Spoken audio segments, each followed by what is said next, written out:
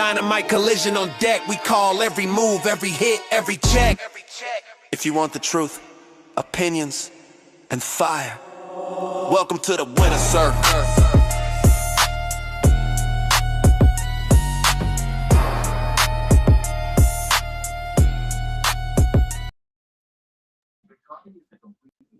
Yes. Good evening and welcome to our Course Wrestling Network. You are gathered with us here on Sunday night, May 17th, 5 p.m. Pacific, 8 p.m. Eastern. Myself and Anika are here for the Winner's Circle.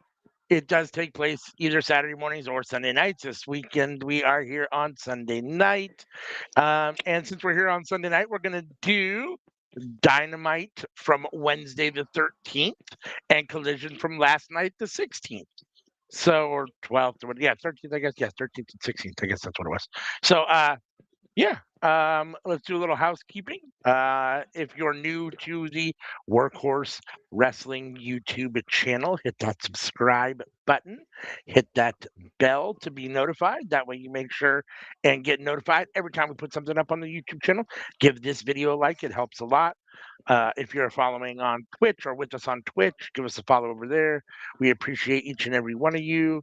If you're here with us and you want to chime in and talk about Dynamite from Wednesday night or Collision from last night, we are leading right up to Double or Nothing. This is Double or Nothing week coming up, I believe, if I'm not mistaken.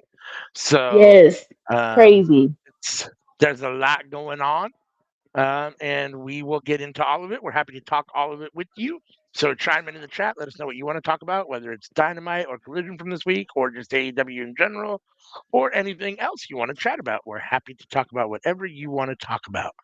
So normally we're here on Saturday mornings, or more often than not on Saturday mornings. Normally we're doing Collision from the weekend before and Dynamite from the Saturday. But since we're doing Dynamite from Wednesday and Collision from last night, Anika is going to be taking us through our first show from Wednesday.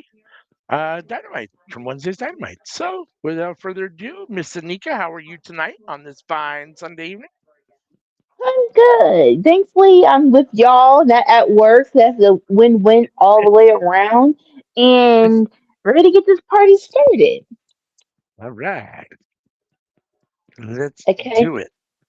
let's do it. All right. So yeah, I'm Anika, and I'm gonna review Dynamite, and it is from December. Nope, we're in May. May 13th. Okay, 13th. Okay, cool. So we start off with MJF actually coming into the building. So a little, 2 weeks ago, Darby Allin is our AEW World Heavyweight Champion, and for a couple of weeks now, MJF is like, "Bruh, give me a rematch." And so Darby was like, "Now to put something on the line," and he finally came up with something that he likes, and he said, "I want your hair. Put your hair on the line," and I like it. I am not mad at it. More so because there is a like people are like, no, how about he never challenged it for a title? If it was that stipulation, no offense, I wouldn't believe that Darby would win. That's just me. That's just me. Like no offense. Yeah, we've done a stipulation twice. The first time with Cody, and I think we all can agree that was not a good decision. Now with Hangman, we'll see how it plays out. We haven't seen him since the what Dynasty, or I think it was Dynasty that did stipulation.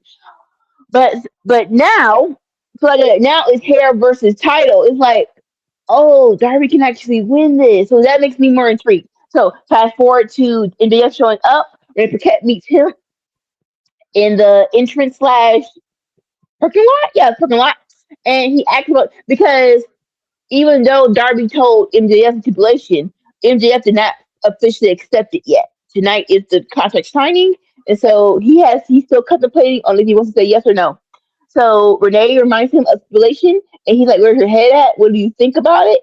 And he just walks past him, and crazy enough, as he's walking down the hall, a mirage of bald people are in his pathway. We just see some co-workers sipping coffee on the left side. On the right side, you see some workers. We saw John Silver. It's like, yes!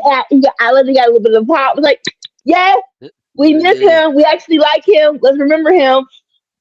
My favorite part was you had Satnam Singh and Sanjay Christopher Dutt. Daniels, but Christopher Daniels he moved a little too fast. But you had Satnam Singh with the silly face. And my favorite part was Champa because it felt okay. Because it felt like everybody like it feels like the scene was supposed to be all of a sudden MJF is in his head and he's seeing bald people. Champa's like, no, bump that. They told me to stand here, so I'm just gonna look you straight in your eye and take my hat off and show you I'm bald before I retreat. I was like, okay, so we're just straight up taunting MJF, which is good too. And last but not least, we have the crackling pretty Ricochet with the man with him, and he takes off his hat. He's like, don't worry, MJ, you look good, ball. Not as good as me, but you look good. And it's like, sir, no one else has speaking lines. I'm not sure if people opted not to speak or not, but it feels like you opted to say other stuff. You didn't have to say words, but it's fine. And that was our first segment. What do you feel of the stipulation and the segment? You know, it's funny. I mean, it's fun. It is what it is. I mean, I agree that, like, the stipulation of potentially not challenging again for the title or something like that. A lot of times those stipulations make it far too predictable. This is one of those that I have always thought is fairly unpredictable. You're never totally sure how it's going to go. Yeah. It would be hysterical to see MJF bald. I think that would be funny. Um, I do not that I care personally, but I do think it's interesting that and correct me if I'm wrong because you're definitely more of a you have more of a memory of this stuff than I do. But if I'm not mistaken, Yeah. Kurt Angle had hair at one point and then lost it in a match and then Mm, never had it again after that. So you kind of worry about like yeah. if it ever's gonna come back if you shave it off. I mean, MJF is young enough that it's whatever, but like you never know, right? So and I know that he holds his hair in high esteem as Darby has told us. So it's funny. And then the comedy of seeing all the bald people, of course, it's hysterical. So I thought this was funny. I enjoyed this. I think with like I'm so trying. you are I'm trying right, to. huh? I was gonna say I'm trying to turn You over a go. new leaf when it comes to wrestling. I'm trying to just enjoy it as opposed to critique it as much, just because it's supposed to be fun and enjoyable, and that's what this was. So Yes, enjoy. With Kurt Angle, he did have hair. Um, but when he cut it off, he still looked good. I I don't see MJF not regrowing his hair if he loses. yeah, I yeah. don't think the bald is how he perceives himself, especially since he wants to do wrestling and movies. So it's like, Yeah. maybe it's just me. I don't think you can pull it off. But we will see if he loses. All right. And then we go to our opening match, which is a very fun party filled match. And we have on one side STR and Champa, and I want to say somebody from the Dogs, definitely long haired man. What's his name? The long hair with the glasses.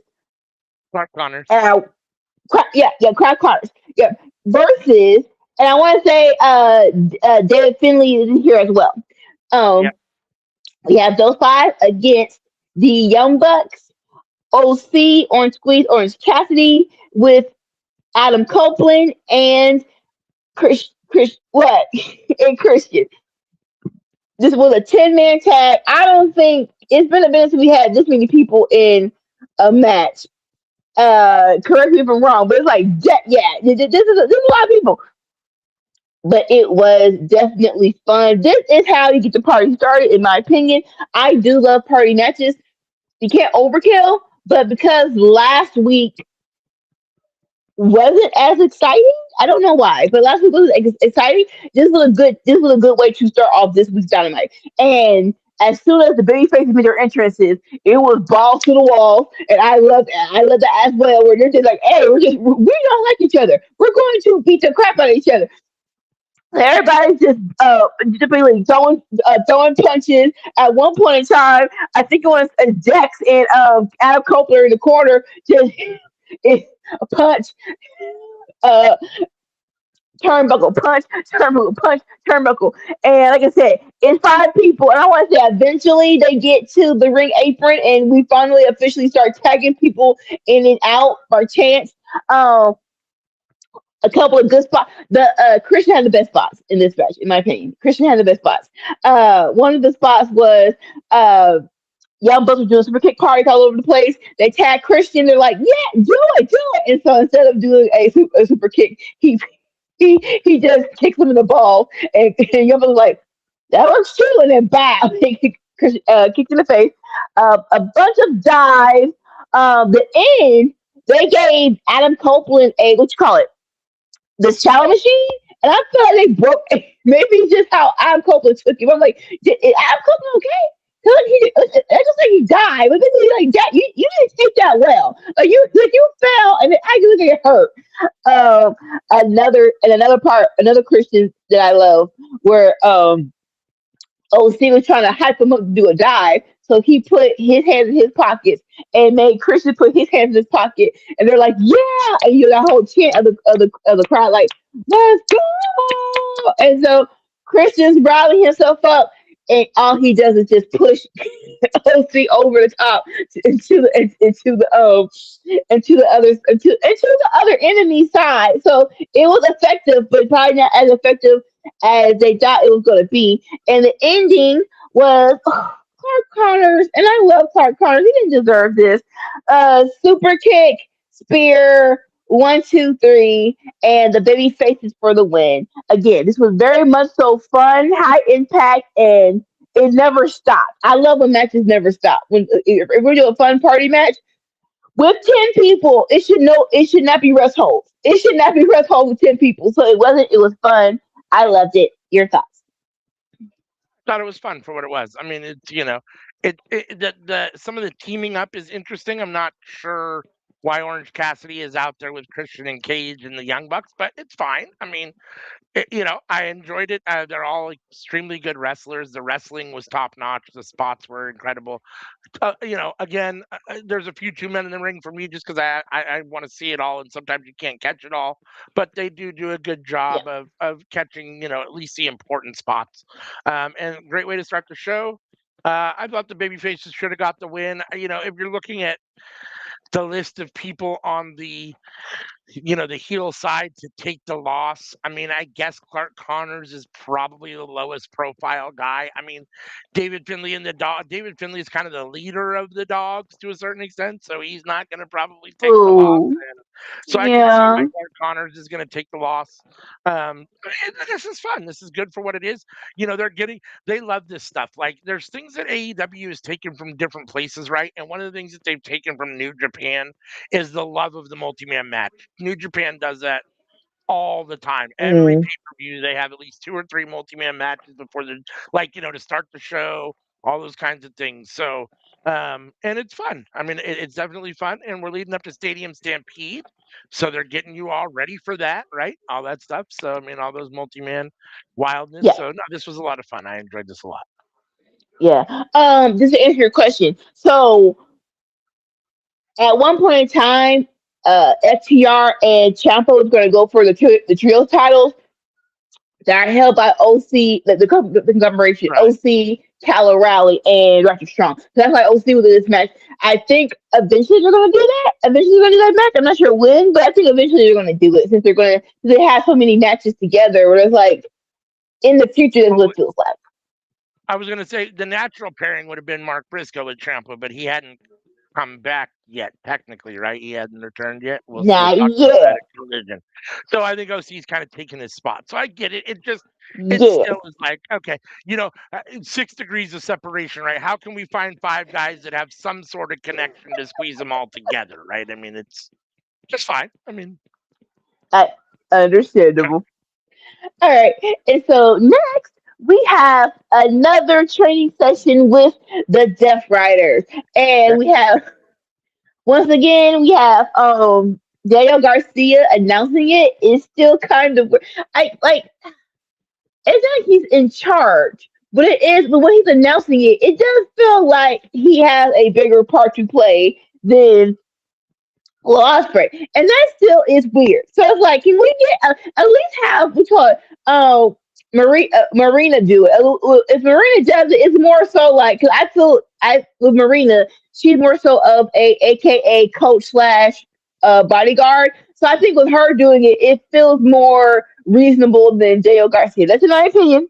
But yeah, so he announces that Ospreay's gonna have his return match since the last time we saw him and his neck was hurt. His first return match of Dynamite. Then he gets off. Then he goes off and does his training. He's running laps somewhere.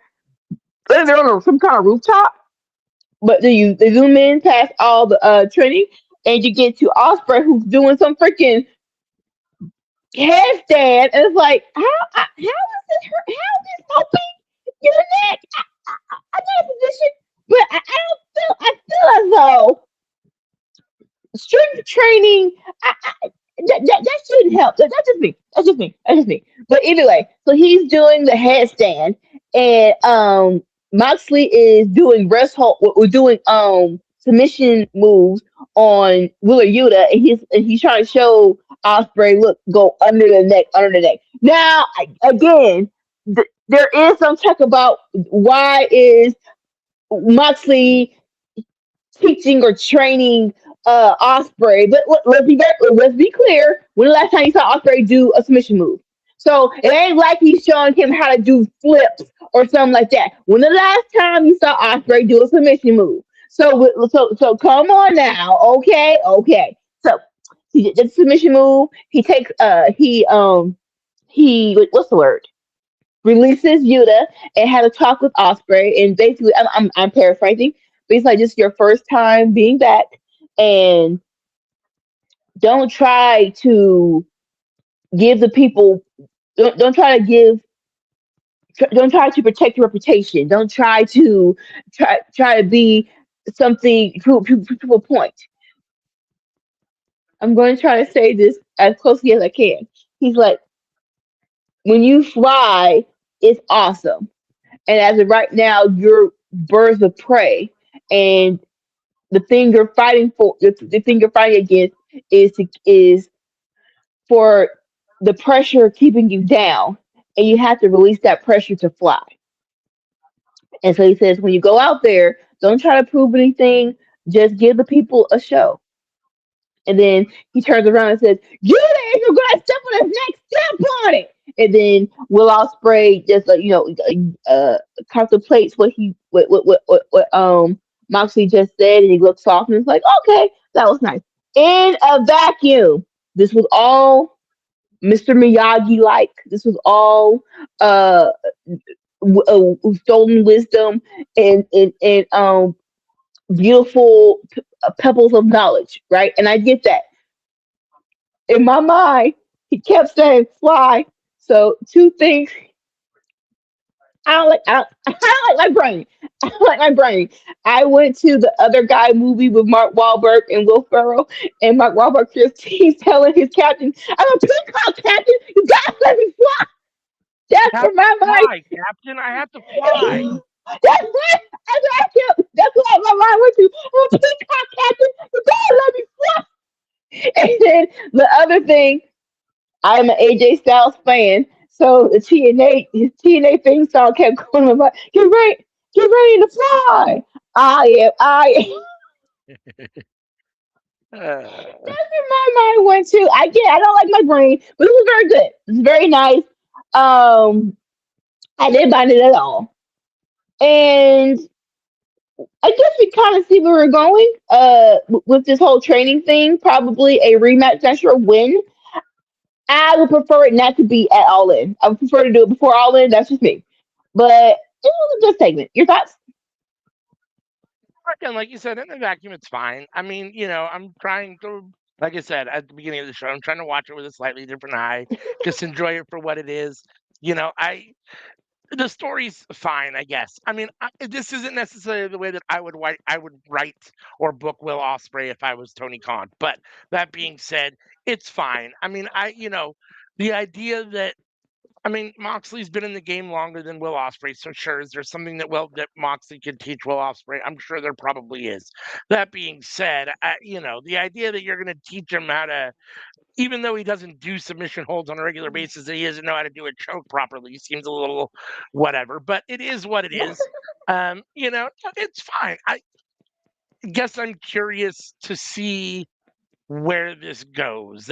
I guess that's really what I'm anxious to see, because right now I'm not sure that I see the light at the end of the tunnel, and I don't know if Mm. I mean, how long are they going to do these training? Like, I don't need to see 15 of these training sessions. Like, we've Yeah, seen what, two yeah. or three now, and that's probably more than enough for me. I don't know how many more I need to see, and I don't know what the plan is beyond this. So, in that regard, I just want to know that I want to understand a little bit more, maybe where we're going, or I want to see the direction a little bit more. But I'm an Ospreay fan. I'm a Moxley fan. I like the Death Riders, so in that regard, it's fine. Yeah, yeah, they definitely. So you can probably later, but the Owen Cup is coming. I think it's the end of the Owen Cup. I think like Will Ospreay should definitely win the Owen Cup. We'll talk about the women's bracket later, but they definitely Will Ospreay should win the Owen Cup. So I think this should end in that tournament. All right. So next up, we have a promo package of Stadium Stampede, and it's crazy, right? Because I'm not gonna say it got replaced by Anthony Arena, but it does feel like it felt like it did get replaced by Anthony. Stadium Stampede was a definitely a panorama pandemic style of match, and so it is kind of crazy that we haven't had one since what 2022. I'm going to assume.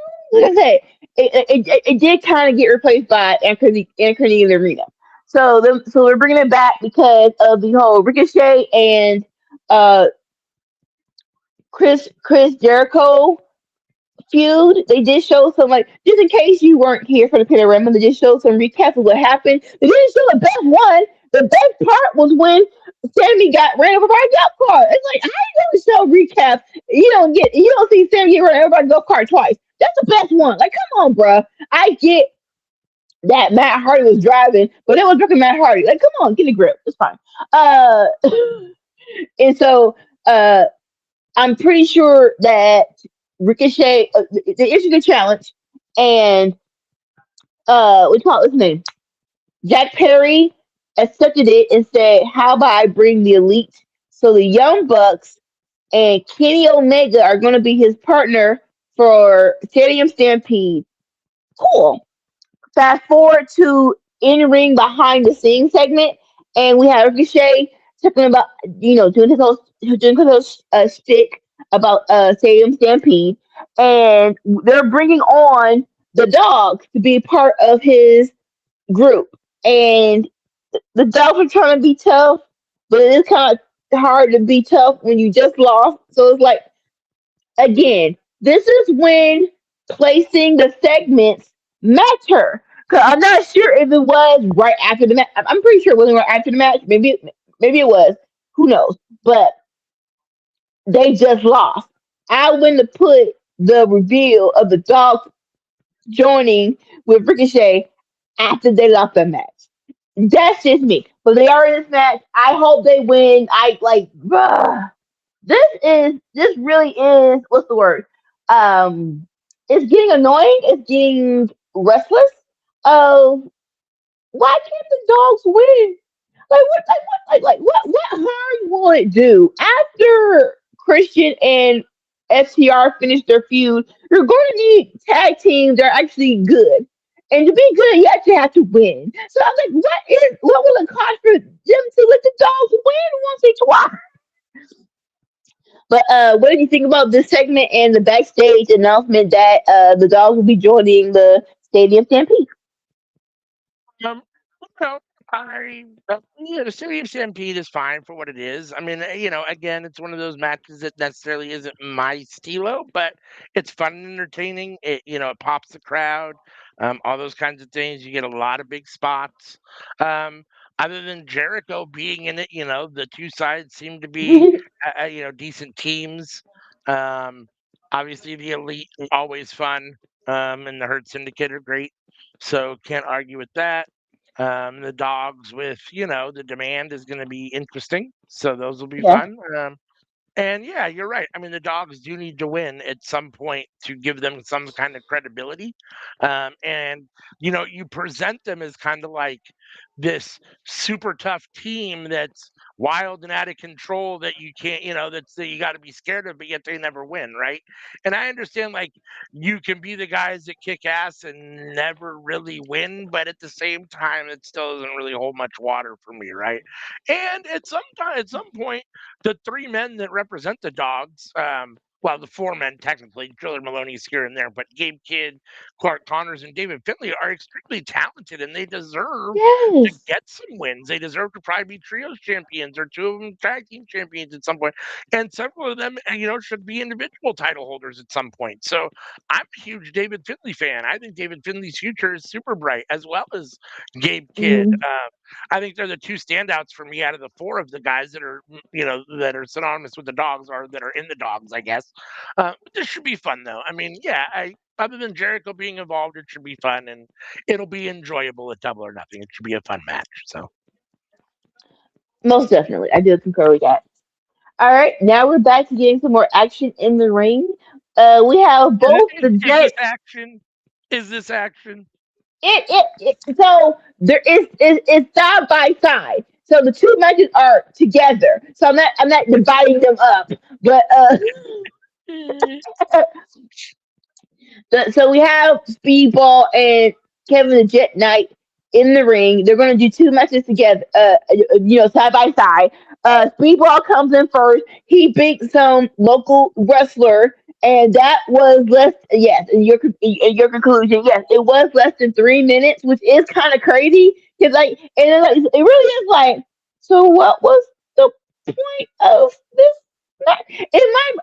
I'm all right. So I'm gonna go to the second match, and I'm gonna say my thoughts.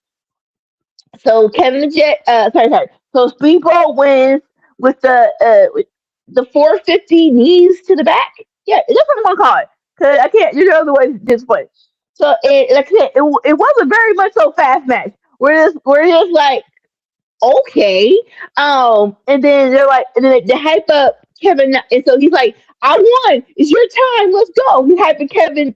He's Kevin like up, right?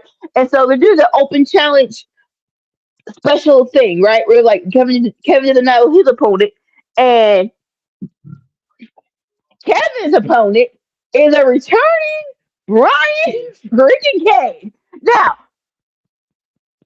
I know Speedball didn't set up like that, right? But it feels like Speedball set this up where he gets an easy match and Kevin the Jet Knight gets freaking. That's how it looks. And Kevin the Jet Knight gets a returning Brian Cage who looks like the freaking Wolverine again. So Brian Cage comes out and ring rust is little on this man. He's basically tossing this man to and fro, and it is like this just feels unfair. Like how does Kevin Jet Knight? I got his name. How does B-Ball get a man named Westbrook and beats him less than 3 minutes, and Kevin Knight has to beat up Brian freaking Cage? like, and at every turn, he's just catching freaking Kevin Knight and doing freaking curl ups at him. And I feel like at one point in time, it's just one slip up where Kevin Knight actually gets a one up on him and does his flying UFO splash, and that's how he freaking recovers the freaking match. But it was a good match. I miss Brian Cage is one of those OG AEW people that I do love watching. I am glad he's back. It's kind. I don't want Kevin Knight to lose. I don't. But it is like when people return. it is a choice to have them lose their first match as well. So it's like a catch 22 of again, spotlight on Brian Cage is cool, but I don't want him to lose the first match back. But it was a great match, and Kevin Knight won. So any thoughts on this whole segment? Really sure what to make of it, right? Like, first of all, Yeah. again, without being, again, I'm trying to. I know that on this show, we're here to review and critique and all those kinds of things. So I want to stick true to that, but I also want to, like I said, I'm trying to enjoy it a little bit more and be a little less critical and just kind of roll with the punches. That being said, like, Yes. first of all, I don't. I've said this before. I don't like essentially squash matches on Dynamite. This is your A show. You have a big enough roster. There's no place for a guy like Winston or whatever the hell his name is on At Dynamite Westbrook. getting squashed Westbrook. by Mike Bailey. So Westbrook. So that's the first part. Yeah. Two, I don't understand. It does. It makes this look like Mike Bailey is pulling some sort of strings behind the scene, which would make me almost feel like if you're gonna have a heel turn on Jet Speed, it's gonna be Bailey on Knight, which I thought was weird because it felt like Kevin Knight was the more natural person to turn heel for me. But I guess that's the implication, right? And which is fine. I mean, we'll see how it plays out, but that's how it feels. And I'm not sure I care for that particularly. That being said, Brian Cage coming. I'm not going to say anything about Speedball beating Westbrook because there's nothing to say. But Kevin Knight beating Brian Cage is fun. I mean, Brian Cage is a very solid wrestler. Happy to see Brian Cage at least back on AEW television. Yes. I think he's been doing a lot of stuff in Ring of Honor. That's where his sweet spot has been for a while now, for a couple of years and stuff, and then here and there on Mm. AEW, which is a shame because I'd like to see him more, from behind the pay window. That being said, again, the roster is super packed, and there isn't, that's probably why he's in Ring of Honor because, he gets more exposure down there, more time, all those kinds of things for him, right? Yes. But the match was fun. Kevin Knight getting a solid win over, like you said, an AEW veteran. I'm just not totally sure what we have going on here. I mean, obviously it's Speedball versus Kevin Knight for that title, and it sounds like they're ramping up for Speedball to win the title from Kevin Knight, and that would be his first singles title and then maybe a feud between the two of them because he beats him. And then, I mean, I'm not sure exactly what we're doing here, but one of them is going to be turning heel. And it appears from this that the implication would be that Speedball's trying to do something behind the scenes to, make it easier for him than it is for Kevin Knight. So, yeah, the whole thing is kind of odd because Mike Bailey doesn't strike me as a heel guy. Like, he strikes me as a serious guy, but there's nothing about him that would strike me as being the kind of guy to manipulate something to get a cheap win. Like, that's just not Mike Bailey. So it seems very counterintuitive to who he is as a person and as a character. So I don't know. We'll see. If they're going to turn him heel, I'm very interested to see how they do it because he's such a nice guy and not just a nice guy, but just not spoken, like so soft spoken, doesn't really say much, doesn't, so it's like, it'll be very interesting to see. It feels like Kevin Knight is a much more natural person to turn heel, but I don't know. The whole thing was odd to me. And we're gonna get more into the audience because after the match, they both have the mic, Speedball and Kevin Knight, and they're hyping themselves up. They're talking about the future, and Speedball throws his hat into going for the AEW World Heavyweight Championship. And like you said, okay, so it feels like ever since we stopped doing tag teams for Speedball and Kevin Knight, we don't exactly know what to do with these two. Yes, Kevin Knight is the TNT champion, but there's no actual feud for him. Like there's no actual rivalry. I I was on the same breath of you that they're going to break them up, and that would be the first official feud. No matter who turns heel. Kevin Knight was kind of going heel because a couple of weeks ago he kept saying that Jet is here, and like that, it's like you're saying yourself in the third party is not babyface wise. Remember, like that, like when The Rock used to call himself The Rock, he was a heel, and he was just so cool. He turned to babyface, but that wasn't like the start of it. Like The Rock was a very heel way have to say his name during promos. So, but yeah, so for Speedball to say I'm going for after the match, right? And they're hyping this up, and they're like, Speedball wants to put his hat into the ring for a World Heavyweight Championship. It's like, huh? So we're going to stay together. We're both gonna go for the World Championship. Bump this TNT title. And all that was just all that didn't feel. It really is like, huh? Yeah, yeah. So in my opinion, the direction we're going in isn't not a bad one, but a very convoluted one. There we go, a very convoluted one for Speedball and Kevin Knight. I would appreciate Kevin Knight being TNT champion. You actually give him a few before we go for the belt properly. That's just me. Your thoughts on this the aftermath of the match? Yeah. A whole lot more. I tend to agree with what you say. Like, I'm not sure, what the whole goal is here with these two exactly. And yeah, I mean, both of them now have essentially thrown their hat in and said they want to be world champions. That's great. Everybody wants to be world champion, but not everybody can be. And Right. herein lies one of the rubs. And don't get me wrong, like, I love that AEW kind of a lot of times will buck the mold and do things that, maybe aren't necessarily traditional wrestling things to do, right? And that's one of the things I like about Yeah. AEW. But when you put the belt on someone like Darby Allin, who in some respects I don't want to say he's not a main eventer because he is, but he's like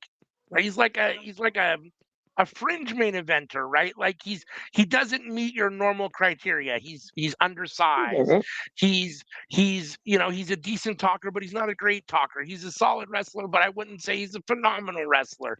I mean, he has some skills, but Yeah. I wouldn't say like, I mean, he's not what you do get the Will Ospreys, right? He's not the guys that you talk about as being. He's not the Takechidas, right? And so but then when you have these, then you have to have these other guys, right? Then because Darby's champion now, the Kevin Knights and the Speedballs think, oh, I can be champion too. Which not that they can't be, but this is your AEW World Champion, right? Your World Heavyweight Champion, right? And it's like, Yeah. and I'm not saying that it's not okay for these guys to compete for it and potentially to whatever, but that's why you have the other belts. You have the TNT titles. You have the Continental belt, the Continental Classic belt. You have the International title. You have for guys like the Speedballs and the Kevin Knights and the Darby Allens for all intents and purposes, right? So don't get me wrong. Darby has had a solid run so far as a champion. His matches have been exciting.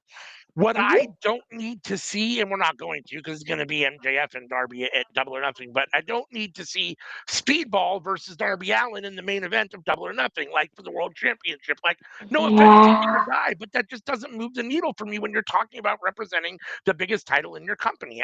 I'm sorry, it just doesn't. And I like both guys, but it just is what it is, right? So I guess we'll see what ends up happening. But Speedball competing and losing is fine. I don't have a problem with Speedball getting a world title shot, but he shouldn't be Yeah. beating the world champion at this point, especially not Darby Allin, depending on, with what Darby's already done. Like, no. So, Oh yeah. No, no, I agree. I'll say this. Even though I, I will say that Speedball and Kevin Knight are in a good position in AEW. They do need to be hyped up more. If we're even questioning if we're going to do a pay per view with either of these guys as the main event going for the title, we need to hype these guys up just a little bit more. I will definitely say that. All right. So we're back from commercial break, and they announced, like, yeah, yes, I'm gonna say it's actually gonna start at Double or Nothing, if I'm not mistaken. The Owen Hart tournament is back. One of the good tournaments from AEW, and the brackets have been announced, and they always do this year. Where in the first round they have a match that should be the semifinals. And this is like, why? Why is this the first round? I'm talking about Osprey versus Samoa Joe. I'm like, why is that the first round? Why couldn't y'all do that the second round? Y'all suck so much.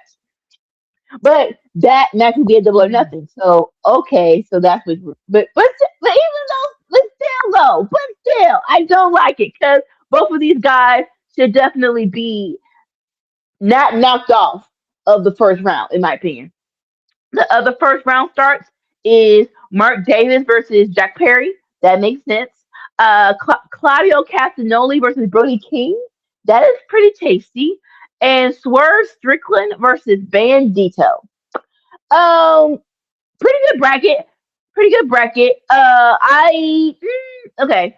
I was wondering why Moxley isn't in here, but Moxley did just do the C2. So maybe that's why he is still C2 champion. So okay, cool.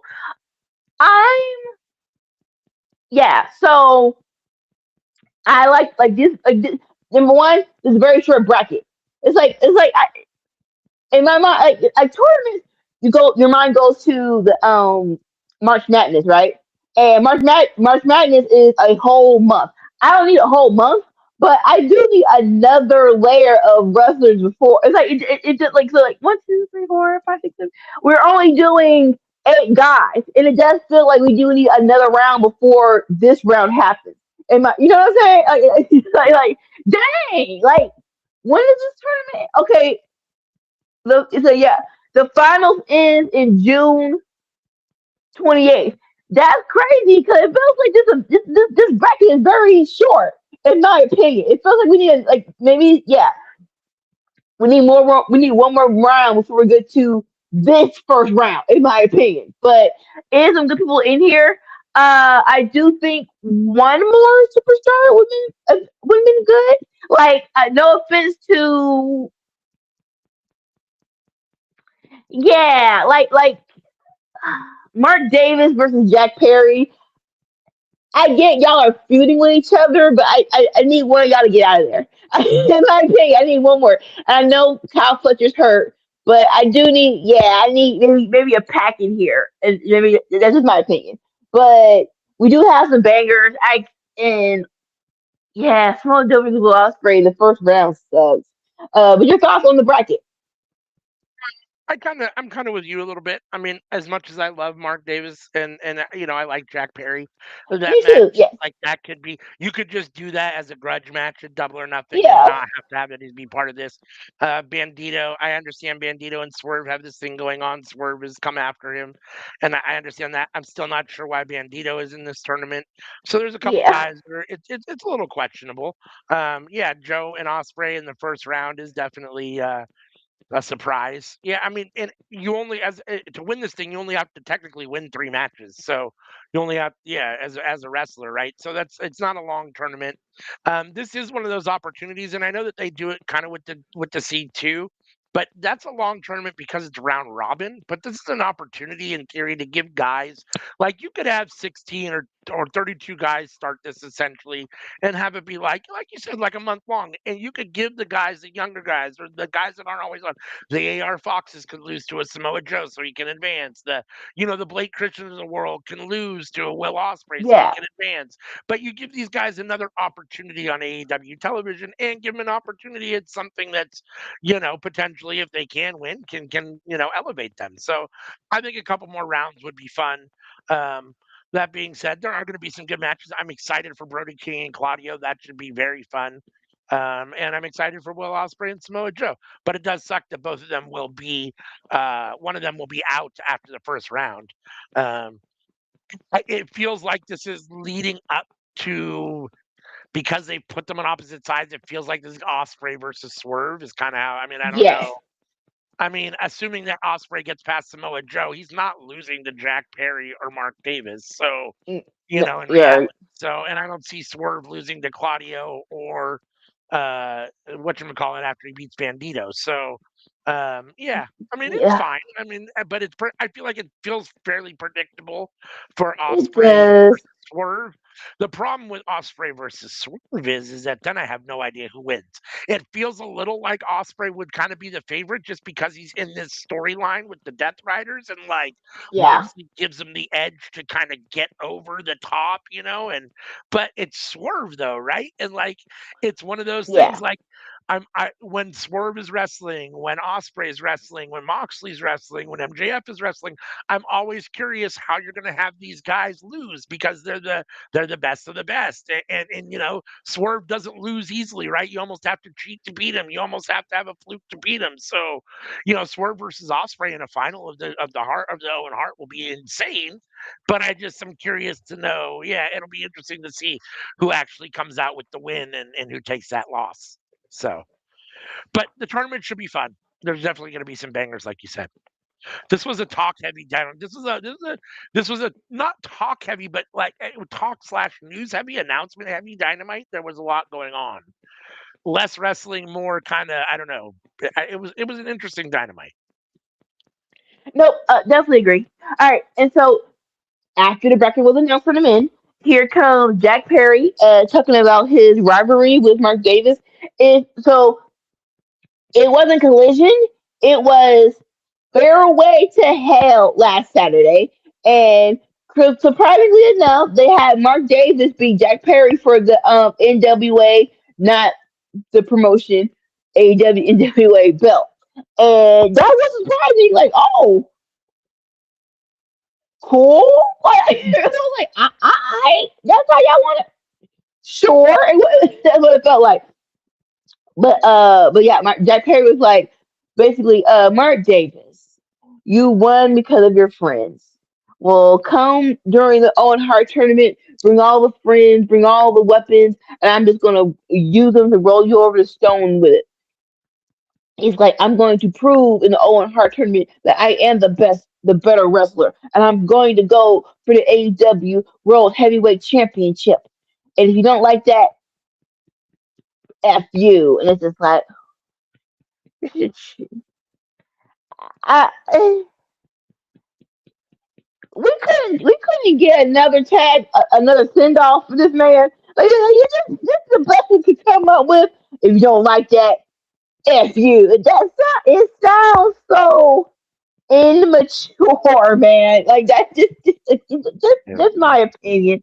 But not mad that he's getting somewhat of a spotlight is cool. But yeah, if he's in the final, let me punch him right in the throat.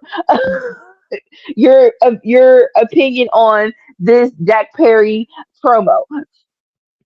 Yeah. I mean, it's fine for what it is, right? I mean, it's Jack Perry. Yeah. He's an okay talker. It's fine. It's a solid promo.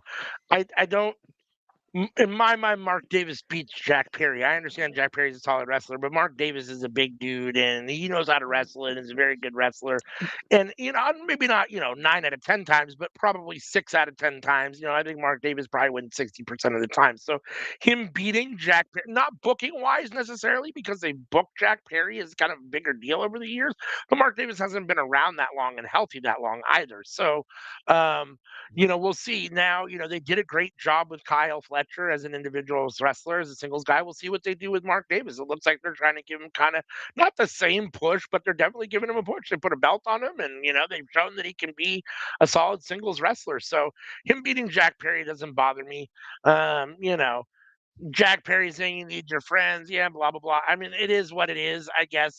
At the same time, like Mark Davis can beat Jack Perry without anybody too. So, you know, that's it. It doesn't necessarily hold a lot of water for me. But that being said, I don't well, like we just said. I'm not sure that this needs to be a tournament, an Owen Hart tournament match, but um, it'll still be a good match. The next match, and I'm not upset if you're going to hot potato titles, the NWA National Championship, the Hmm. C2, or the International belt. Those are the ones to do it with, right? And so, if you want to hot potato this belt a little bit back and forth between Mark Davis and Jack Perry, I don't have a problem with that. And good for Mark Davis for getting an opportunity to hold the singles belt and see what he can potentially do with it. So, Agreed. No, definitely agreed. And again, it's like I get rid of the tournament, right? For that winner gets a world championship match. But can you at least have a rivalry for these belts? Not even some of the money. Like the whole same level of belts. We already know that's crap. Can we at least get a rivalry for these belts? And yeah, I guess the rivalry is uh Jack versus Mark Davis, but it is like it's in the confines of going for another title. Like, can we just have two people going challenging for their title and not going for another one in the process? Like, just you know, like, come on.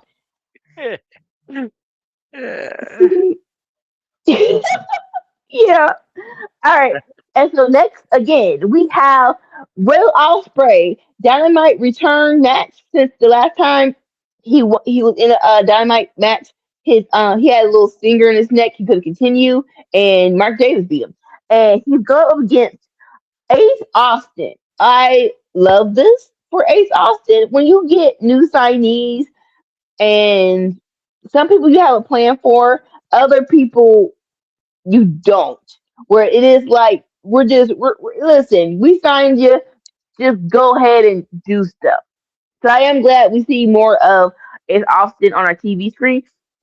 He is a very much so what's the word? He is very much so a great wrestler. It's just, it's AEW. This is where the best wrestle, so you have to stand out more. And what better way to stand out than facing Ospreay? Honestly, it's very good. So, with that being said, a very great match. Ace Austin did bring, you're going up against Ospreay. You got to bring your best. So the handstands, the splashes, the neck breaker. It was a very entertaining match. At the end, we had Will Ospreay doing a hidden blade out of nowhere. But he said, but he's like, you know what? That's not it. I want to like he was going to go for another hidden blade to end the match. But Ace Austin, what you call it? He just flopped. He just fell on the ground. So Will Ospreay was like, I bet, and he actually went to an arm bar and won via submission. Again, when's the last time you saw that from Will Ospreay where he won via submission? So, oh, so Will Ospreay learned from the Death Riders. Oh, it actually is working. Yay! No surprise here. Will Ospreay won. He should win, but great to Ace Austin to show up and show out. Your thoughts on the match? I know that I talk a lot about how you shouldn't have squash matches on Dynamite, and this is a perfect example of having a match where you don't have to have a squash match, where you can actually have two guys that wrestle well, have a very solid match. The only problem with that is that then still somebody does have to lose, right? And as much as I love Will Ospreay and Ace Austin shouldn't be beating Will Ospreay in any stretch of the imagination, I'm still not super anxious to see Ace Austin take a loss. Like, to Will Ospreay, it's fine because it's Will Ospreay, and so it's that's not really going to hurt him.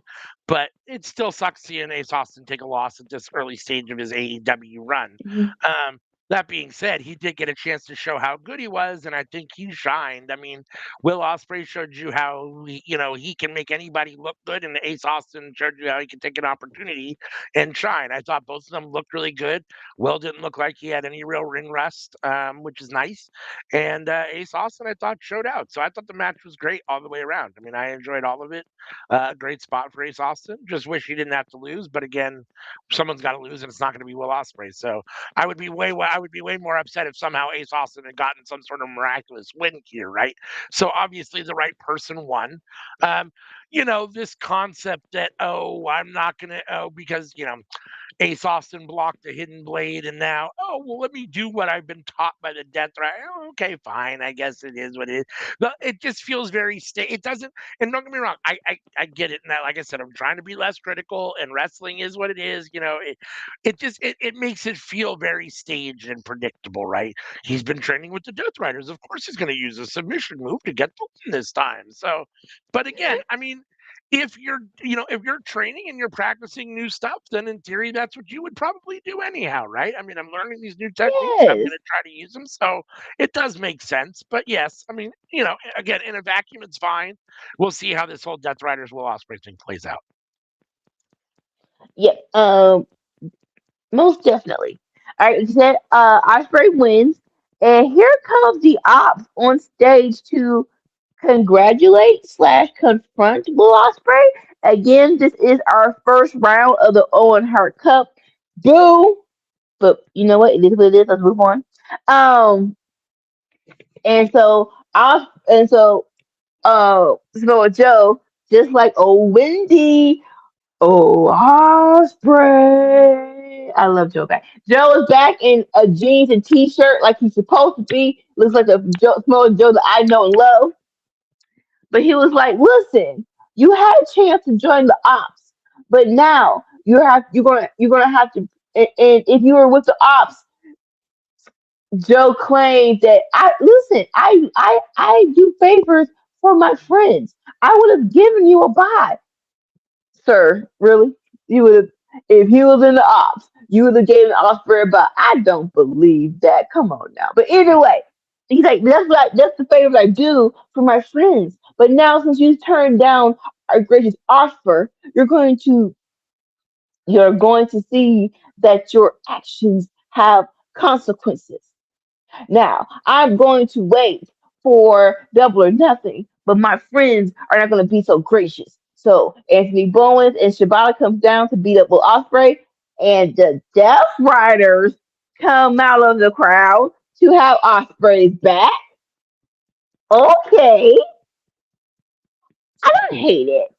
I don't hate it at all. But so the ops back up, and Will Ospreay gives the nod to John Moxley, and it's like, oh, okay. More, listen, I still have hope for the trios championships, and that's more so where my mind is. I want the trios titles to have some rivalries, and so rivalry wise, the Ops versus Death Riders again with the addition of Anthony Bowen, I'm here for it. That's why I like it. Like yeah, Ops versus Death Riders. I know they're not the trios champions, but in the future, whoever wins should go for the title.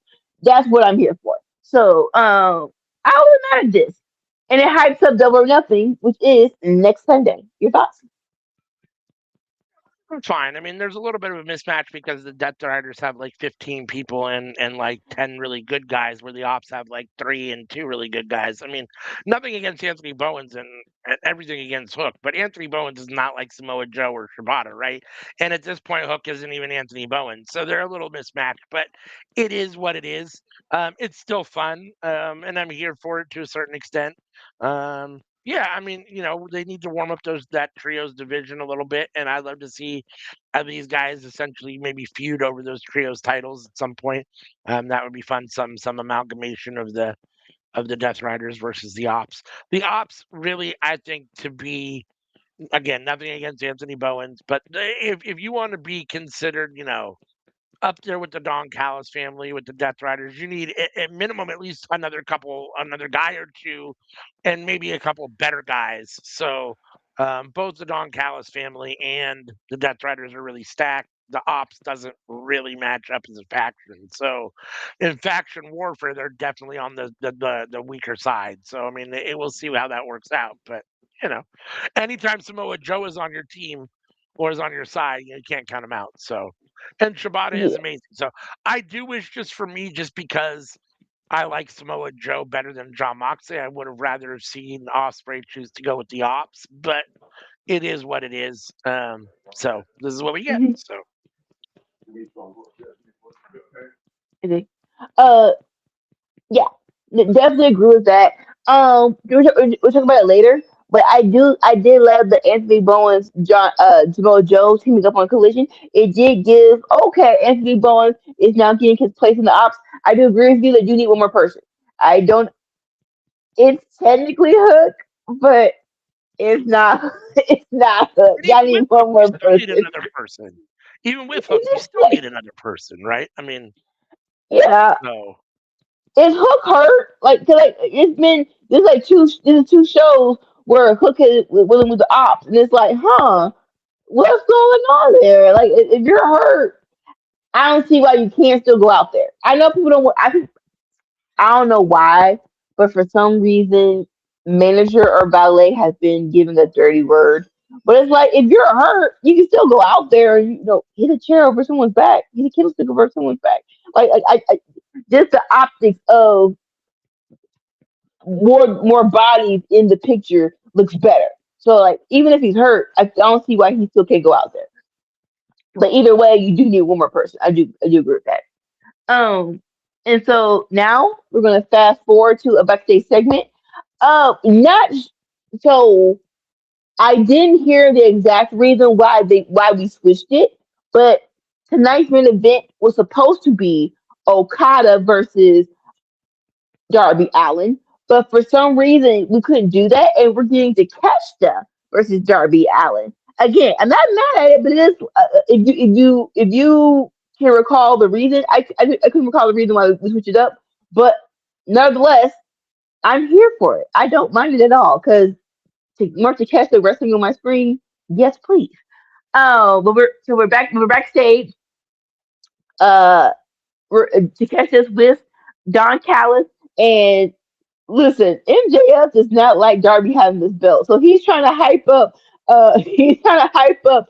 Takeshita and like, hey, I need you to beat this man. Here's a diamond ring. Here's everything. And Takeshita's like, don't worry about it. Like pump your brakes. I'm Takeshita. I got this. Like, okay, you guys got and so Takeshita leaves, and MJF's like, listen, I don't know what's going on. Listen, I'm not as positive that he's going to win as you are. So here's a diamond ring. Make sure everything goes copacetic because I'm not trying to go for this hair match. And here comes Andrade being the biggest petty heel against MJF. He takes his hat off and just starts flowing his hair in front of MJF. And I want this match more than life itself. No, I don't. Sorry, Jesus, no. But out of my wrestling fandom, as of right now, I want to see MJF versus Andrade. I want to see that more than anything. I do. I don't know where we're going to get it, but I do need to see it happen. And of course, Don Callis is playing both sides of the fence of wanting to still have MJF's business negotiations, but you're still in charge of the Don Callis family. It's like, sir, I need you to pick a side. You need to pick a lane. Your thoughts on this backstage segment? That's what it is. I enjoyed it. I mean, I don't remember them saying exactly, or I don't know exactly why this is Takeshita instead of Okada spot. And it sounded like when he was going to explain it, that's when MJF interrupted him. So I guess we're not gonna get to know, which is fine. But yeah, I mean, I love that MJF hates that Darby has the belt. He should. That's a Hmm. perfect response. Not that not anybody should make MJF crazy, but definitely Darby because Darby's at the scrappy underdog, the guy that should never be there, right? And is there. He's like that thorn in your side that you just can't pluck, right? So I get it. And then, Takeshita is amazing. I'm happy for Takeshita to get the shot ultimately. And Takeshita versus Andrade, or Andrade versus I'm sorry, MJF versus Andrade would be amazing. Andrade trolling MJF is hysterical with the hair. Um, that being said, Andrade sure has a lot of hair. Jeez Louise, that is a He does. lot of hair. Um, and so yeah, I mean. It'll be interesting to see if MJF gets his head shaved. I think that seems to be where the money is. At the same time, Yeah, the idea of Darby beating MJF twice for the world championship is a little much for me, so I imagine MJF gets the whatever. belt back. But I don't know. I kind of want to see a bald MJF. So this was fun. Everyone, this is fun for what it was. And Don Callis is always great, so I enjoyed it. He definitely is. All right. And so next we have the women's bracket for the Owen Hart tournament is been announced. I don't like it. I'm not even gonna hold you. I don't like it. This could This have is been weird. better. This Yeah, could have been better. So the brackets are we have Persephone versus I'm going to mess this up, so please forgive me. Hakuzi. Did I say it right? I don't even know who she is. Hazuki? That's how I pronounce it. That sounds better. Hazuki. We have Mina Shirakawa versus Athena. We have Sky Blue versus Saray. And we have Willow Nightingale versus Alex Windsor. So, in comparison, I'm going to compare Willow Nightingale to Alex Windsor to Osprey and Jamoa Joe. That should be a semifinal match, the first round match. Besides that, no. I no offense at all, but we got four people, we got three people up in here that, like you said, we don't know enough about to get hyped for, and that is too many. That's me. We have Persephone. I'm cool Persephone being in here because she's up and coming, but to have Saray and Hazuki in here, you're putting too much on the AEW fandom to know these women. And no offense to Tony Khan, but y'all with y'all AEW ness do not treat the women well enough to have three people up in here who are up and coming. No offense. So we definitely need another star power. And then fast forward, Thunder Rosa returns. So in my mind, I'm like, so Thunder Rosa's back, but she's not in the Owen Hart tournament. Make that make sense. I don't under. Please give me to understand because that does not make sense at all. Just from my perspective, huh? Like, it really is like two plus two don't make four in this scenario. That's just me. That is just me. But so in my mind, if I had to choose who I want as the finals, Athena versus Willow. Out of all these brackets, it better be Athena versus Willow. But in certain circles, Will Ospreay is being said as Hollywood Ospreay, and I'm like, if Alice Windsor and Ospreay win this together, I'm keeping my phrase. I'm like, no, I didn't like it when they did Adam Cole and Britt Baker winning the first one. I'm like, boo! It's too freaking sappy. So to do it again, no, I don't want that. I don't want that for my life. I don't want it. It'll be fine. Hopefully these matches will exceed the names. But yeah, we definitely needed one more person up in here. Your thoughts? Yeah, I mean, nothing against Hazuki or Saray, but I have no idea. I don't know anything about either of them. And no offense against Persephone, I've seen her wrestle a few times, but I think it's been all of like three times. So, and all offense to Sky Blue, you don't belong. I'm sorry. Like, I don't even know who these other women are, but you being a singles wrestler in the Owen, it just doesn't fit. Like, I don't think of Sky Blue that way. So really, the only three people that hold any water here are Alex Windsor, Willow Nightingale, and Athena, right?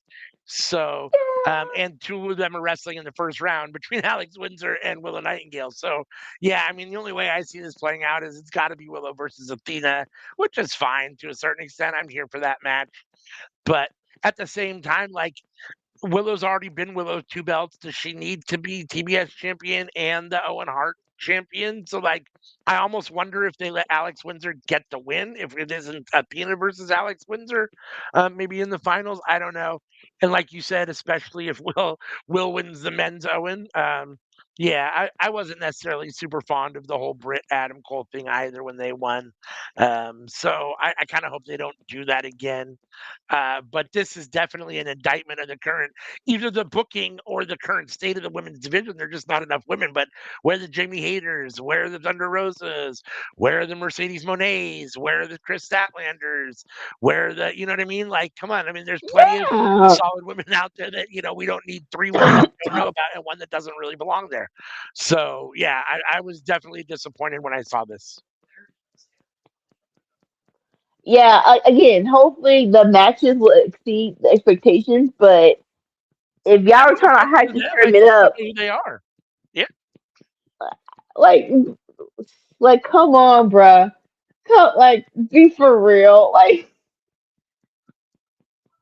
it Yeah. is what it is. We're gonna watch it, but yeah, do better. Do, Right. do better.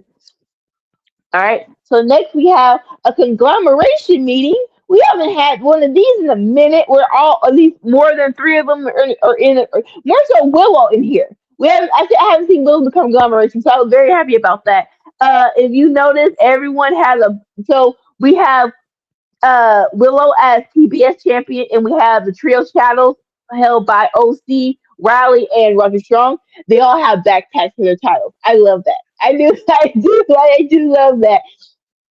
And so, a little business to attend to.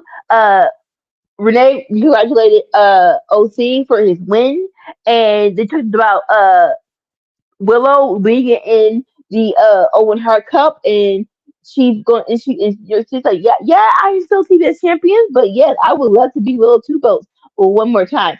I do agree with you about her holding two titles, but her holding the women's heavyweight championship needs to happen. So I'm fine with her dropping the title before she wins it. I'm happy with that, but I do wonder when, like, we're running out of people to hold to be women's, in my mind, to be women's heavyweight champion. So it is like, when is this happening? It should have happened last year. That's my opinion, but it is what it is. And so we go back to the and then Kyle O'Reilly calls out John Moxley for a championship match for the C2 title. Uh, Kyle O'Reilly has beaten Moxley twice. It might, yes, I'm gonna say yes. I know two of them ended in DQ because the first one Moxley punched out the ref. Second one, I want to say second one, Marina punched out the ref, but yeah, I think definitely Moxley tapped out. So they'll bring it back. Cool, cool. Just to get that off the bullet, and then while they're doing that, we have Lamar Briscoe returning. I like, yeah, he's back. He's back from injury. So good to see him again. Love him, and he called out the dude who put him up on the shelf, Champa, for next week's Dynamite slash Collision 3 hour event. Sure. And the energy comes back, and it's on 10. I love him. I love that he's back. Awesome. Your thoughts on this conglomeration meeting? The conglomeration is so interesting for me because there's like several guys that I absolutely love and a couple guys I can't stand. I love Mark Briscoe. I love Kyle O'Reilly. I like Roderick Strong. I can't stand Orange Cassidy. I don't like the whole kind of nerdy backpack deal. Like I don't know. Like Boo! I love Willow, but I don't know. That being said, the conglomeration is fine. It's fun. Mark Briscoe's back. I'm happy for that. Uh, what I don't understand, and we'll talk about it when we review Collision, is why Kyle O'Reilly gets to be. So he's beaten John Moxley twice. He's tapped him out once. I think he might have tapped him out twice, but he tapped him out at least once, I if think not so too. twice. Yes. And he's still, and the best he can get is an eliminator. Like you can't get an actual title match. I've already beat you twice. I got to beat you a third time before I get a title match. Like, come the fuck on, man. Like, that irritated the hell out of me. But it is what it is. And as much as the conglomeration shtick doesn't necessarily whatever for me, I like the guys enough. Most of the people in it that I want them to be successful. So Understandable, I guess. Yeah, it's not. It's everyone's yuck isn't anyone's yum, but I liked it. It was cool. It was cool seeing all of them together. Cause like, if we're gonna call them conglomeration, I do need to see more than three of y'all here. All right, next on the next in ring segment, we have a women's trios match. We have the Brawling Birds and Sheeta versus the let's call it Sisters of Madness, yep, Triangle of Madness, Triangle of Madness. Basically, Sky Blue, Julia Hart, and our AEW Women's Heavyweight Champion Tekla. And this was a good match. These are all good wrestlers. These are all good. Besides, I know how you feel about Sky Blue, but they basically decent enough to be a good wrestling match. Of course, Hater and I have my feelings about Alex Windsor's character. Very clear, her character is not pristine enough for me, but her wrestling ability has been. I've always liked her, and the hard hittingness will always get me. Point blank, period. So we had some good points, but this ended in a DQ. Ooh! At the end of the match, Tekla just gets the belt in front of the referee and just hits the Cena in the face with it. And why? it really is like, who are we protecting in this match? Do they have to end in a DQ? Like, I love Sheeta. No offense to Sheeta. And I can kind of get why you don't want the championship, the champion losing. But you had Julia, you had Sky Blue, you had Cheetah. Out of those three people, you could have rock paper scissors it and had someone take that pin. So in my like this did not have to end in DQ. That's just my opinion. Um, at the end of the match, the Triangle of Madness for beating them up, and here comes Thunder Rosa, Mina, and Willow to help out. And again, I say, so Thunder Rosa's here, but we ain't got nothing for her. Make that make sense. So, TK, I'm not sure if she pissed in your cereal or not, but why are we not using Thunder Rosa properly? That's just my question that I need answered. So what do you think about the match and and I guess the people coming out as well that don't have nothing to do with it really?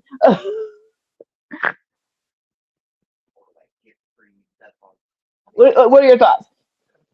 I thought it was fine. I mean, I'm already a little tired of the kind of Sheeta not being totally engaged with the face. Like I already want Yeah, to know what's going on here, like to a certain extent. yeah, Um, and I understand, I guess.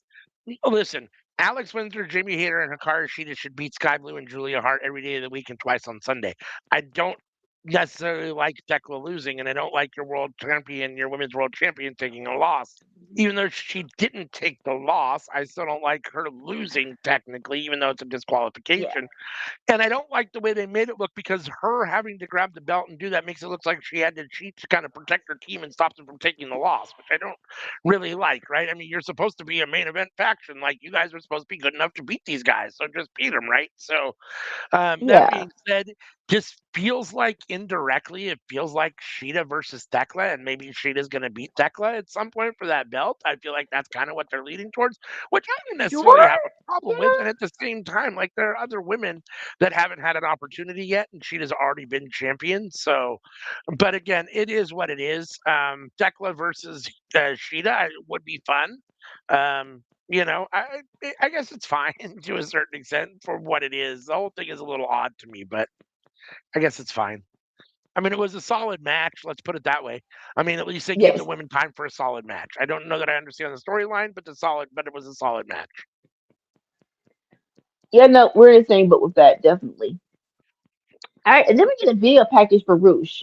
And basically, Roosh has been on a tear for the past 3 weeks to a month, where he has been doing squash matches where he like and everyone and all the crowd is behind him, and they do the whole the tagline: "You mess with the boy, you get that horse." We got all that. It's very good.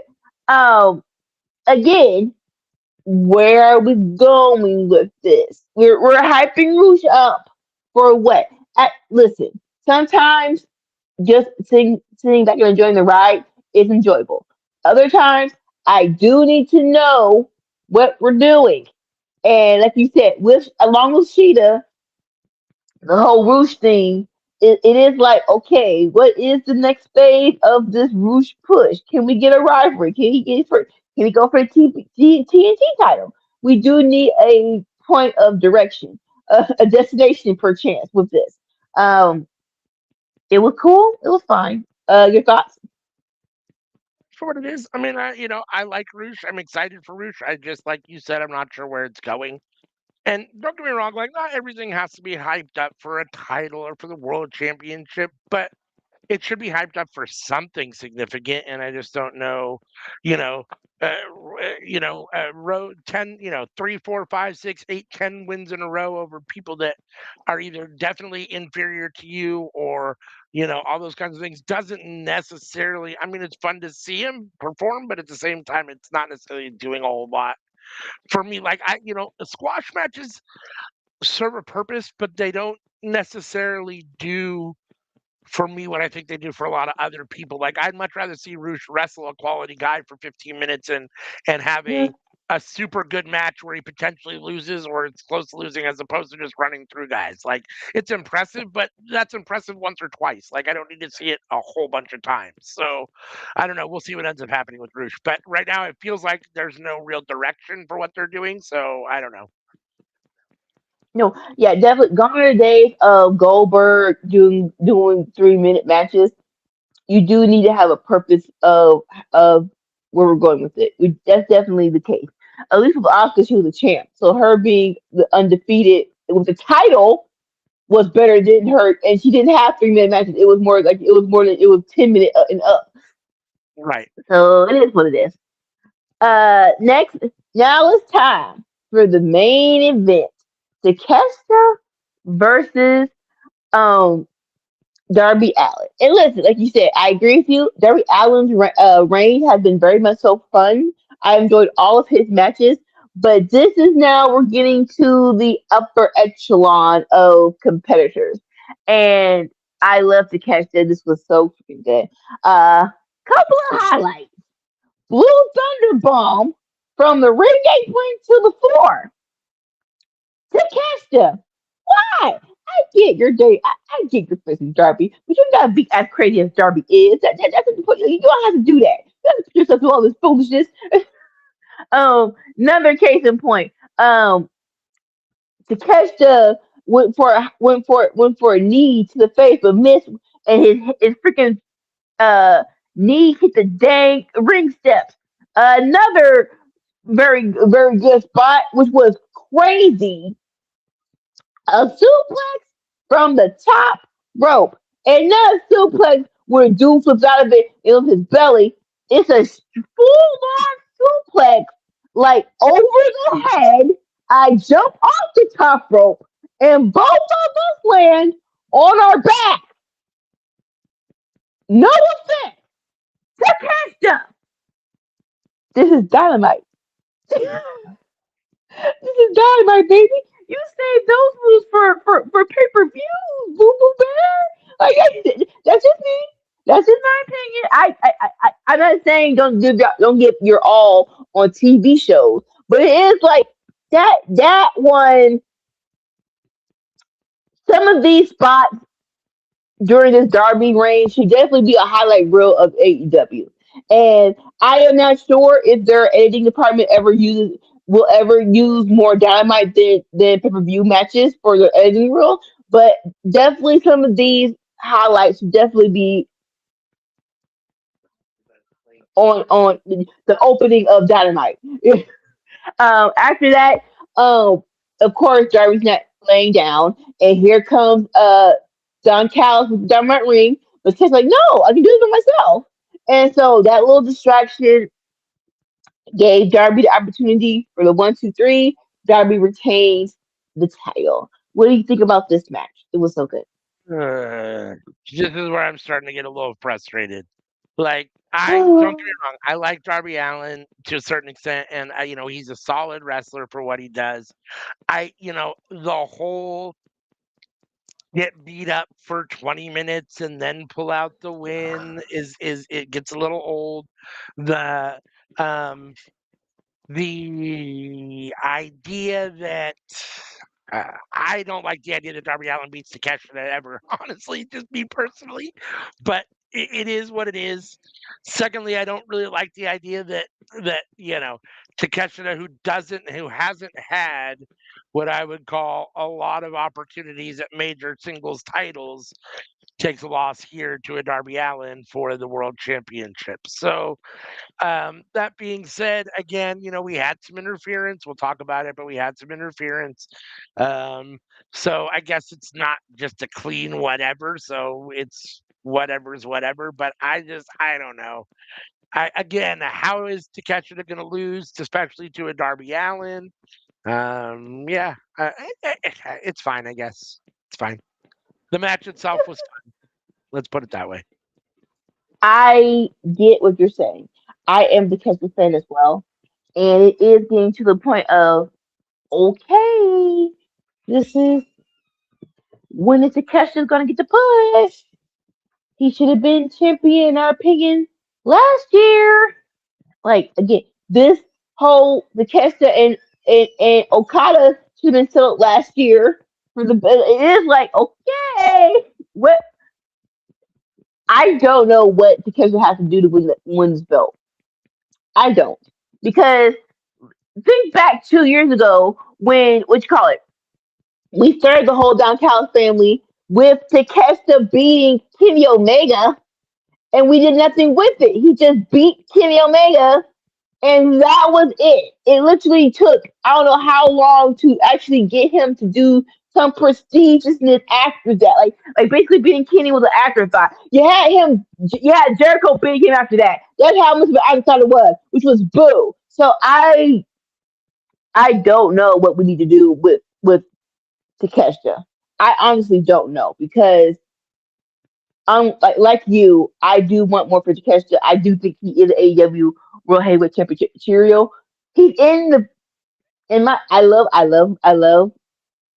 my John Moxley, but I can say that the Don Callis family is probably the better group the best group in AEW right now. So it's like, mhm. What else can we do? I don't know. After Okada match, if we're not doing anything with Takeshita, I don't know. I literally like even like we had come to this moment of okay, do we not like Takeshita? Do we not like him? Just say it. But it was a good match, and for Darby to still be champion with versus MJF, that's why I'm not mad at it. That Darby Allen won. All right. So next after that, Darby was like, "Screw this! All right, I beat the Chester. Get the contract over here." He's like, "MJF, get your behind out here! Send a damn cop." Darby's so mad because he exhausted the blood in his mouth. But I love when he fired up. Like, MJF, get your behind out here! Send the contract. So he just comes out. The table set. It's time to see if because again, MJF has not accepted this match just yet. And MJF is cool, calm, collected. He comes out with his usual smugness, and he's like, "Listen, Darby, you just don't get it, do you? To me, you're just a one-trick pony. This is about legacy. I'm going to submit to my legacy by beating you and becoming a three-time AEW World Champion." And Darby's like, "Shut up!" I love it because Darby's like, "Listen, I'm tired. Shut up. You supposed legacy? I really don't care about legacy. I it's like have you met me? I'm here for the moment. I'm here to live in the moment, and in the moment, I'm going to make you a bald headed. So sign the contract." So MJF does sign the contract. He accepts the terms. Hair versus championship match. And of course, MJF he attacks Darby. He beats him up.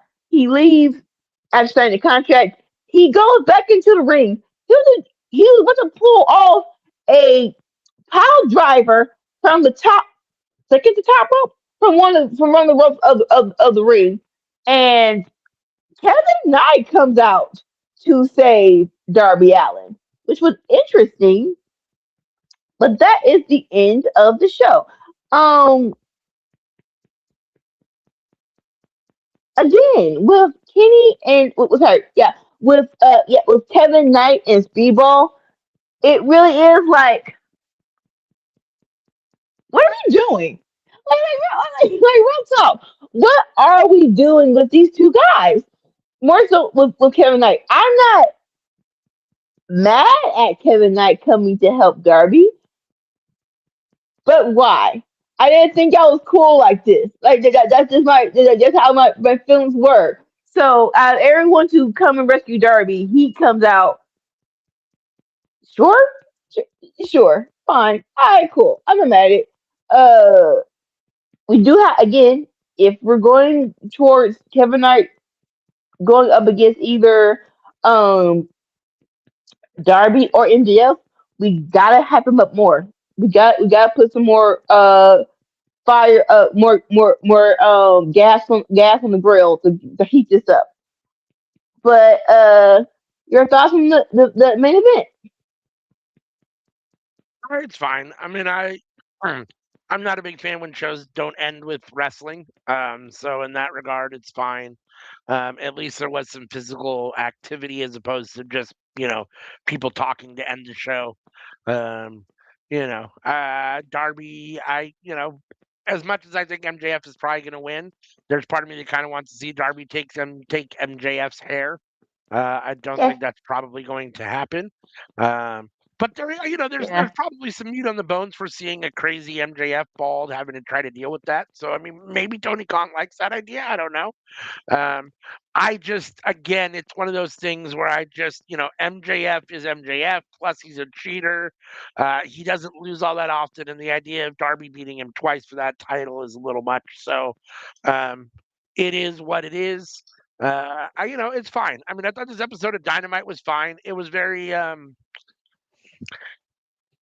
it was wrestling light, but the wrestling was solid. I think this was a solid Dynamite. I'm gonna give it I'll give it a B. I think it was a solid B show this week.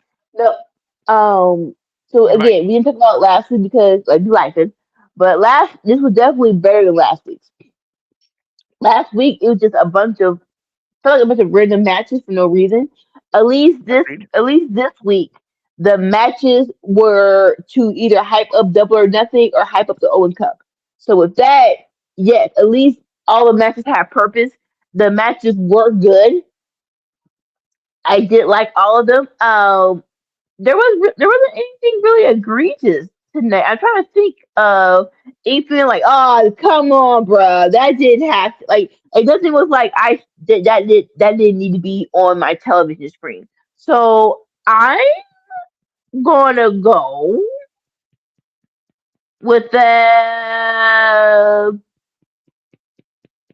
B plus. B plus. The women did DQ kind of, yeah, that was boo. That was boo. Besides that, Yeah, B plus. and the speedball Mike Bailey, Kevin Knight stuff with the two matches and the squash, that was a little odd. So, but yeah, so I gave it a B. You gave it a B plus. So you have Dynamite a little bit of has a slightly better grade than I have it. That Yeah. does bring us to the end of our Dynamite review, which means we're shifting to AEW Collision from last night, Saturday, May 16th. Let's see. Commentary started us off with the rundown of the show, and then we get a message from the Death Riders. John Moxley comes out and addresses Kyle O'Reilly, says, "You beat me a couple times, and logic would dictate that I stay away from you, but I am not a logical man, and as a result, I am willing to give you a AEW Continental Championship Eliminator match. It's good bait to slay dragons coming to his door, and he's going to continue to survive the only way he knows how." Uh, so John Moxley says that, then he walks off. Claudio addresses Brody King because they are wrestling in the Owen Hart tournament in the first round, and he says Brody better bring the bark. Oh no, sorry. Brody brings the bark, but he better bring the bite when they face off. And then Claudio, then Pac takes over, sorry, and says that it's the Death Riders against the world. Daniel Garcia basically agrees. And then Marina Shafir basically, I don't even know what she said. She said something at the end. Shut the fuck up. I don't even remember what it was, but it was something, graphic. Yeah. Yeah, what do you think about this little whatever from the Death Riders to start the show? Um, cool. Uh, it was fine. It was fine. It was surprising this was the first thing for Collision. I know we're at Collision, but the whole confronting Moxley and Kyle Raleigh to start off was just like, it's important, but it isn't top of the hour important. Just in my opinion, to start the show. But they're like, oh, I didn't mind any of this. Again, yeah, Claudia versus Brody King simply addressed that. And I want to say, I didn't know what Marina said, but I'm going to say she said the P word. That's good. That's usually how she ends stuff off, which is fine. Uh, Besides all that, yeah, like this was cool. And again, it was a choice to start off collision with this, but I didn't mind it, I guess. Into our first match, which is the conglomeration. It's an AEW Trios Championship Eliminator match. The conglomeration. Kyle O'Reilly, Orange Cassidy, and why am I drawing a blank on the third person against Mark the Briscoe, Lee Moriarty and Jay White, Shane Taylor Promotions. What? uh, Oh, Mark Briscoe. The returning Mark Briscoe. Sorry. yeah, yeah, The returning Mark Briscoe. Against Shane Taylor Promotions in an eliminator match. I'm not a big fan of eliminator matches, but it's fine for what it is. I thought this was fun. Lee Moriarty looked great. I thought that Shane Taylor Promotions looked good. Shane Taylor stepped in a couple times, which I thought was fun. I don't, I'm assuming that I know that they do a lot of Ring of Honor stuff. As I haven't watched Ring of Honor in a long time, I don't know how much time in the ring Shane Taylor's getting anymore. I know he's kind of older, and I know that the size probably has whatever, but I miss watching Shane Taylor wrestle. I always liked Shane Taylor. I think Lee Moriarty's amazing. And I like for the most part, I like what they're doing with Shane Taylor Promotions. I like Carly Bravo. I like Sean Deeb. That being said, they're not going to beat the conglomeration, not even for an elimination match for the trios titles, unfortunately. And not with a returning Mark Briscoe in roughly what is it? I think Nigel said 2 stones from where he lives and resides. So this is a home field advantage for the returning Mark Briscoe. He looked yeah. great in the return, and the conglomeration got the win with the Froggy Bow and the Jay Driller. What did you think about this match? This was very entertaining. I do love Shane Taylor Promotions, so and so I was all in on them with the trios titles. Uh, I wish again, might be falling on deaf ears, but it has to be said. I wish they would do more with Shane Taylor Promotions. I am glad we're doing trios matches. So it is like yes, like make these titles worth something. Let them be defended. This was so good. Hopefully, hopefully it'll happen. Maybe not, but this was definitely very much so fun. I enjoyed all of this thoroughly. Yeah. And Mike Briscoe did not feel like he lost step. He's back to being crazy old Mike Briscoe in that ring. I love it. Yes. Yeah. They celebrate a little in the ring, and then they talk about Briscoe talks about facing Champa on Dynamite on Wednesday, which should be fun. What do you think about Briscoe and Champa on Dynamite? So I'm wondering, I know you don't know, but I'm wondering why this is because 2 weeks ago we did Dynamite and Collision on Wednesday, which was very long. uh, and unless conflicting schedules on TNT happen, no. So I am kind of surprised we're doing 3 hours again. And like it's not a special show or anything. We're just doing 3 hours. We're just doing Collision after Dynamite again on TV, which is what it is. But I love Ciampa versus Mark Briscoe. So bring this back, yes, yes, please do that. I'm all here for it. I don't know who's gonna win though. I will say that, but that's the good part. It's a good. I don't know who's gonna win. Yeah. We get Osprey. He says he was surprised to see Samoa Joe across him from the bracket. But he's happy to be back. He's upset that he couldn't beat John Moxley, but even more upset that he's not the guy that AEW could depend upon once a time. With that said, what could go wrong with Mox in his corner?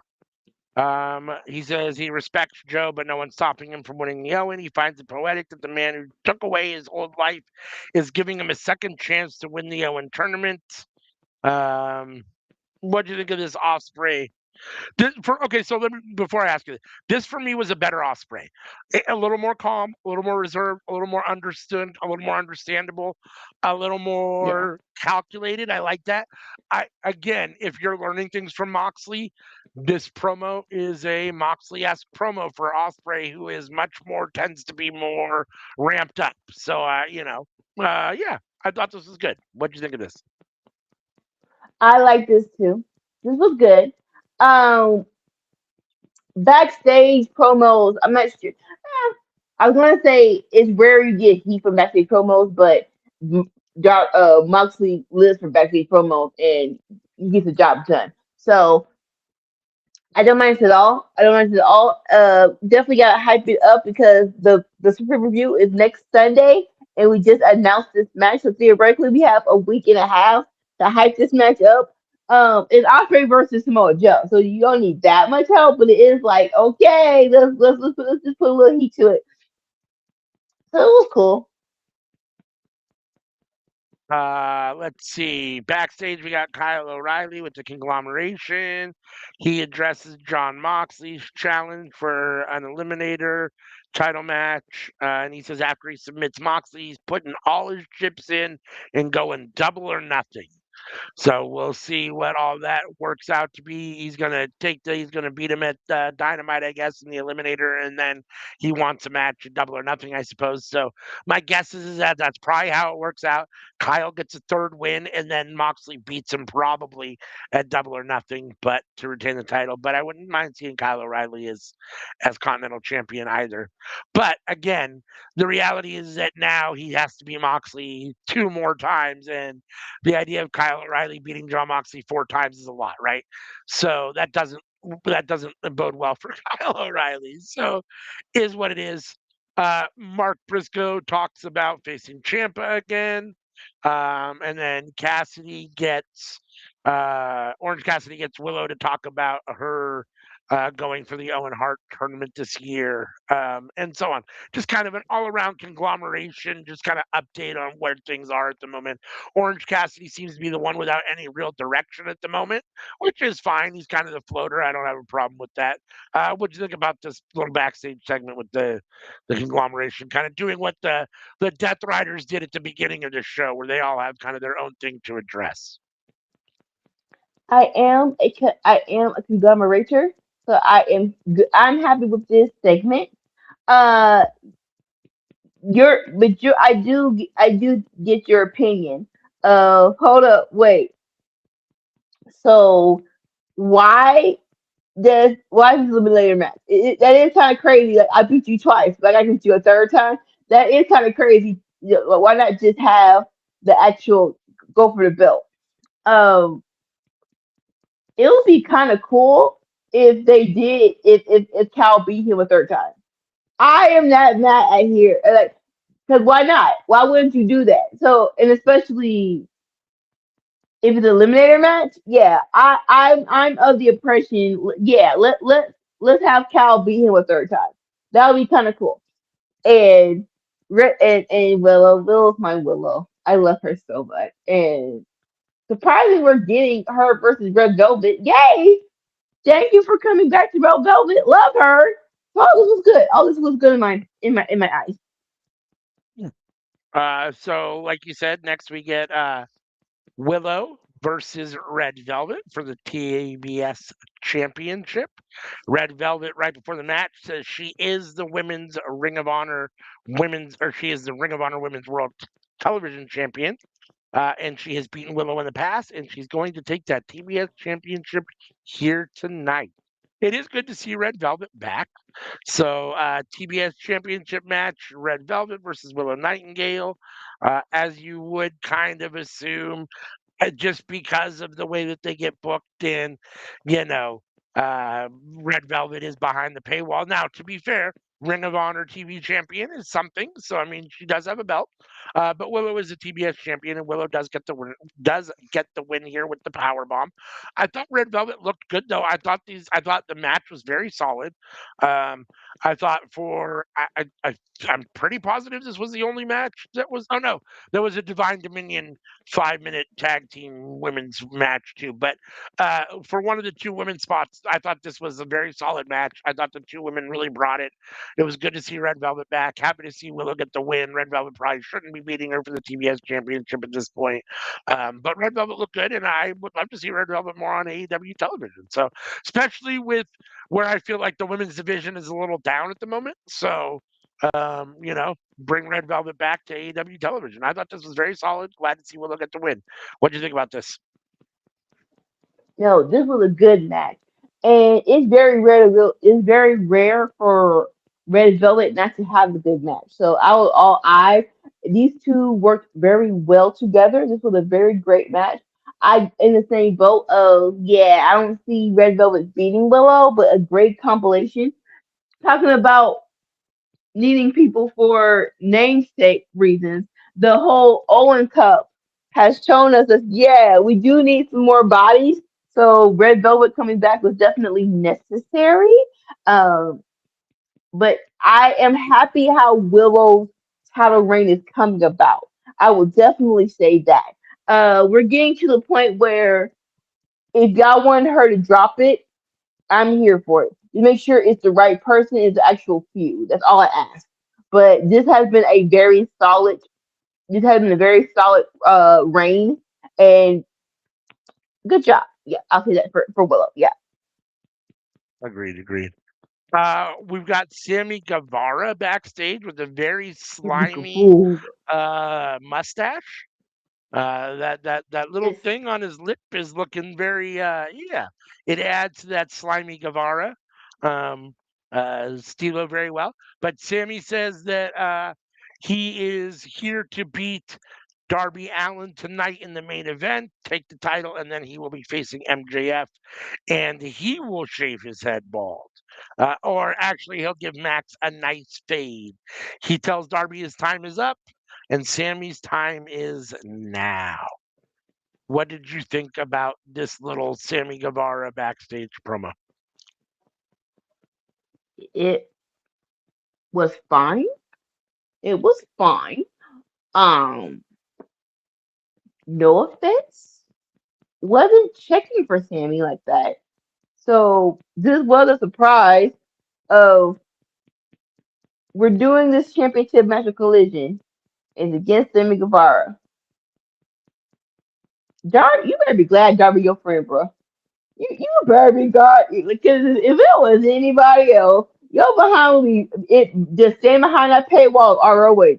But yeah, you and Darby are tight like glue, and I ain't gonna mess with it. Be a homie. Sammy hasn't done anything egregious where he should not be on the television screen. It's just the character just hasn't been working, and that's unfortunate. So I'm not mad at this title reign, but it's like I wasn't asking for it. So it's like, all right, cool. This be a nice little treat for Collision. Sure, why not? Why not? Why not? We cut to a look at Samoa Joe and Jay Lethal's history. Samoa Joe was Jay Lethal's mentor when he first came in, which I find interesting because I think they're pretty close in age, if I'm not They mistaken. are. But nonetheless, he was his mentor. And now tonight, you will get Samoa Joe, who is now the mentor for Anthony Bowens, against Jay Lethal, who is now the mentor for Lee Moriarty and Blake Christian. Lethal twist. So it's Lee Moriarty, or I'm sorry, Lee Johnson, not Moriarty. Lee Moriarty is with Shane Taylor Promotions.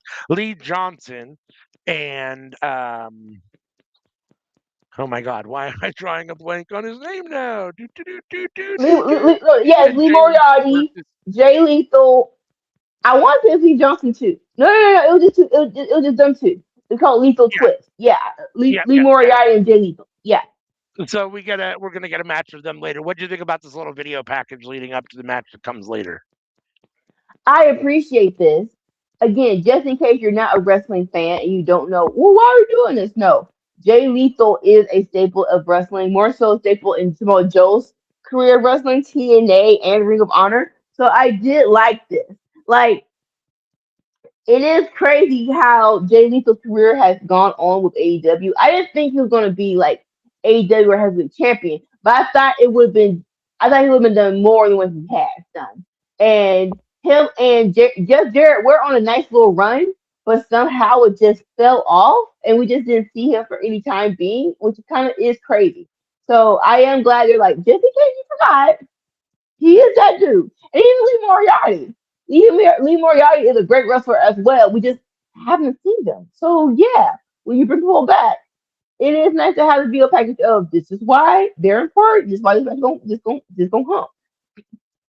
Yeah, I agree. I like seeing why, for those people that don't necessarily know the history, right? Now you get a little bit Yes. of some understanding about why there's some history there.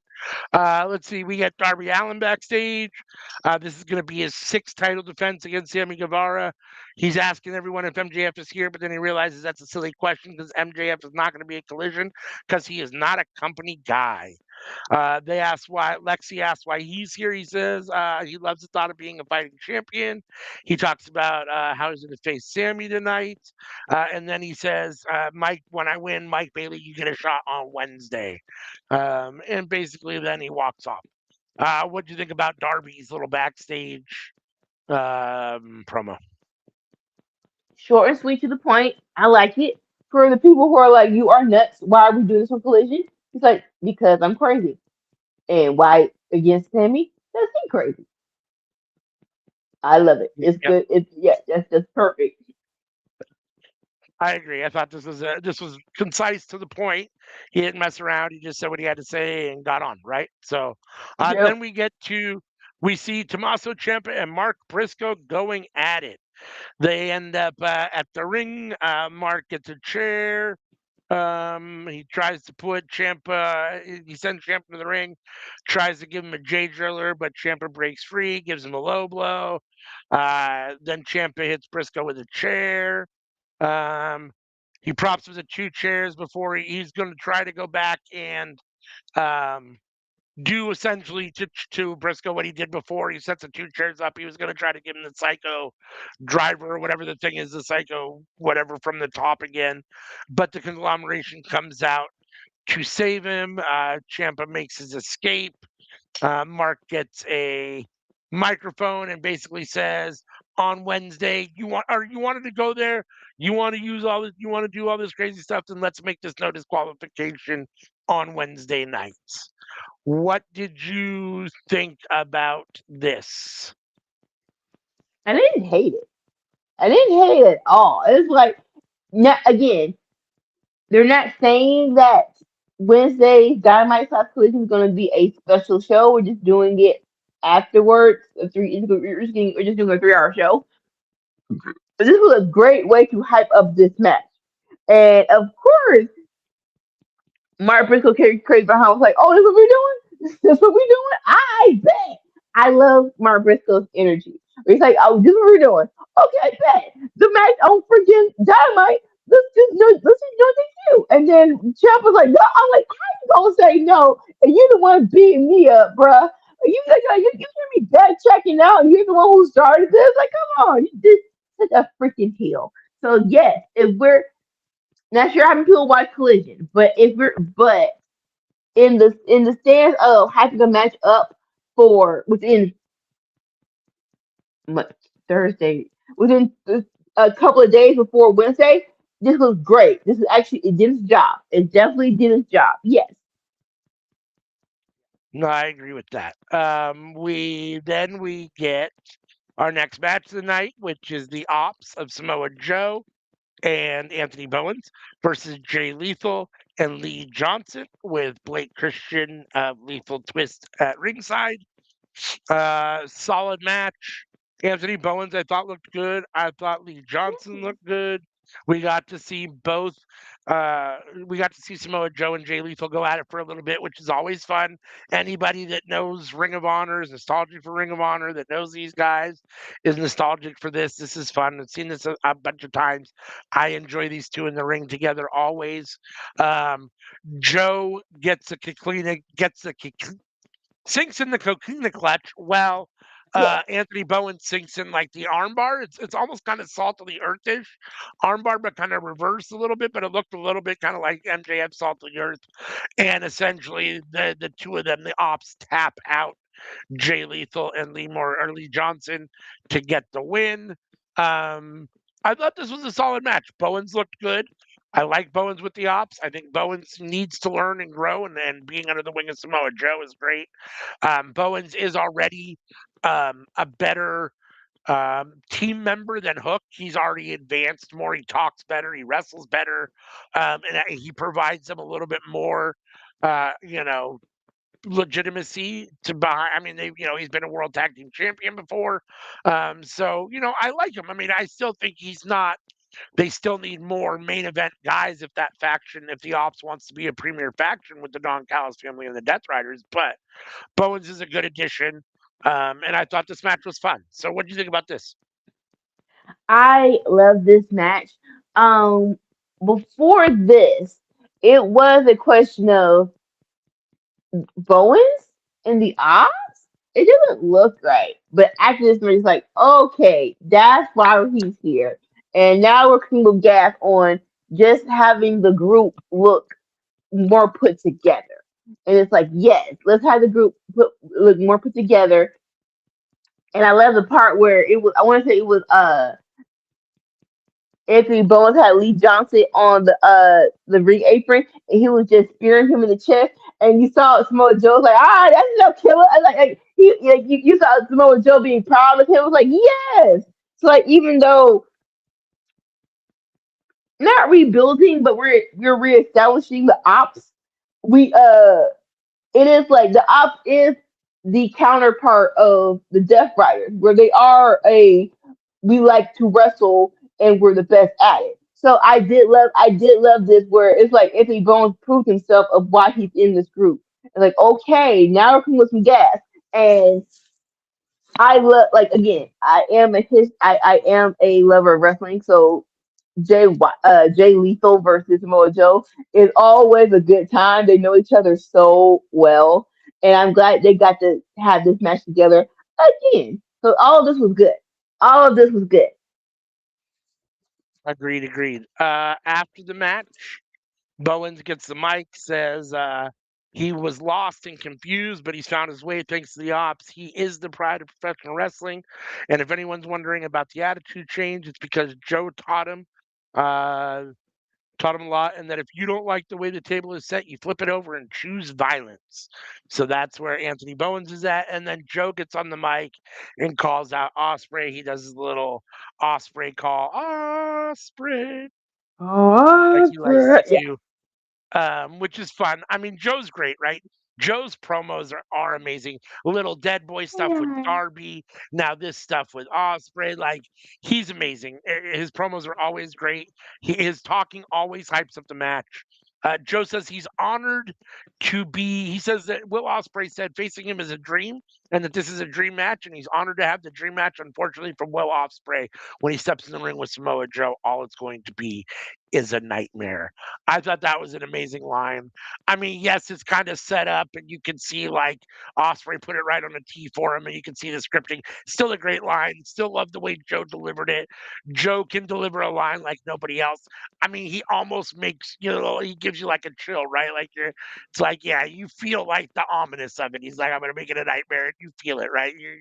You're a little nervous for Will Osprey, right? So, no, I thought this was great. What do you think about the little post match stuff?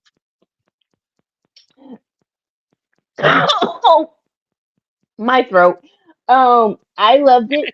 Again, just in case people forgot, we are at Double or Nothing, and it is next week. So we do have to promote these matches that just got announced on Wednesday. So for that, yes, we do need some good promos to hype up these matches. I love Anthony Bowens promo again. just for the naysayers of why is he doing this, and it's like, there is this is why he's part of the group. This is why he's so good at it, and I'm here for all of this. Most definitely. I'll be right back. Keep talking. Okay. Let's see. Do do do do do do do do do do do do do. Uh, after Samoa Joe is done talking, we cut backstage to where Brody King and Bandito are backstage, and Brody King starts to talk about Swerve's action towards Bandito. Um, and then Bandito basically cuts Brody King off and says, "No, amigo, this is my battle. I've got to fight Swerve. I'm going to beat him at double or nothing. He won't be in danger to anyone anymore once I beat him at double or nothing." So, unfortunately, Swerve or whatchamacallit, Bandito is not beating Swerve at double or nothing in the Owen Hart Cup. That Bandito's not beating Swerve ever. Well, at least he shouldn't be beating Swerve.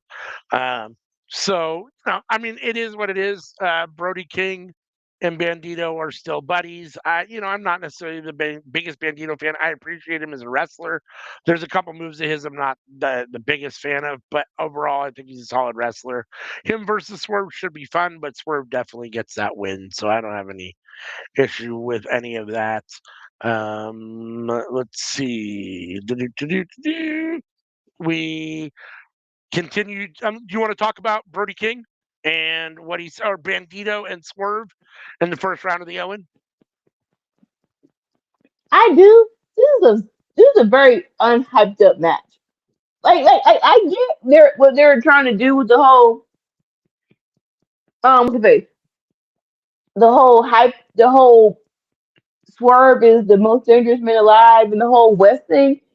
It's still not like I'm not sure it's because yeah, okay, so this could be why because Swerve wasn't there, or and they haven't really had any face to face interactions during the live crowd.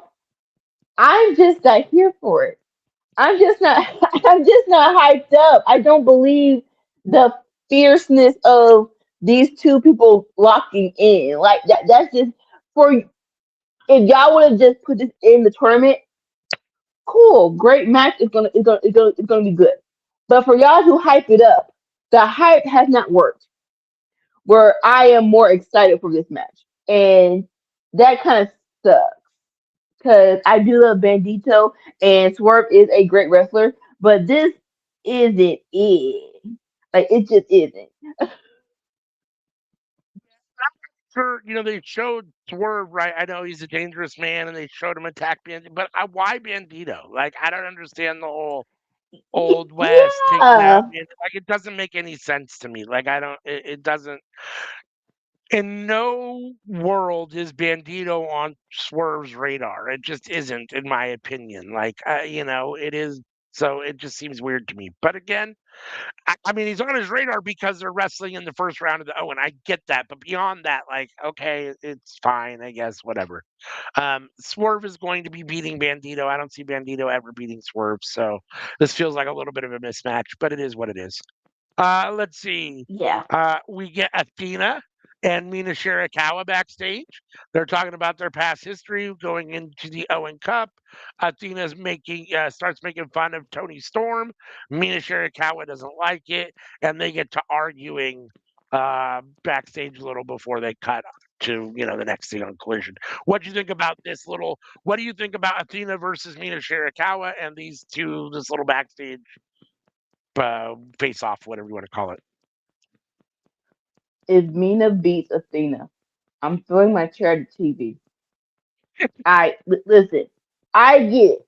I'm not sure why Tony Storm is hurt or why she didn't break. It's well deserved break.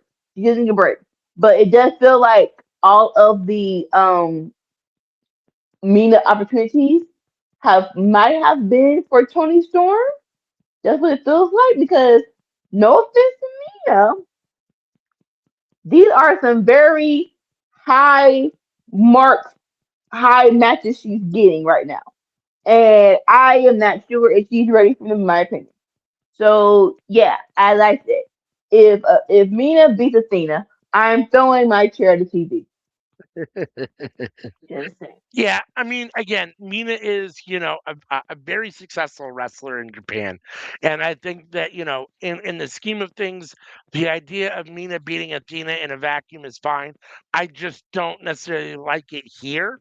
And Athena, stateside is Athena. She's been, the ROH Women's Champion now for longer than Roman Reigns was WWE Champion, I think. So, um, Hmm. yeah. I mean, Athena should be beating Mina Shirakawa, and if Mina wins, I understand. I don't know about throwing my chair at my TV, but I will probably be a little frustrated as well. It feels like that would be a definite upset. And two steps back, I thought I'm not sure exactly what we're doing with Athena.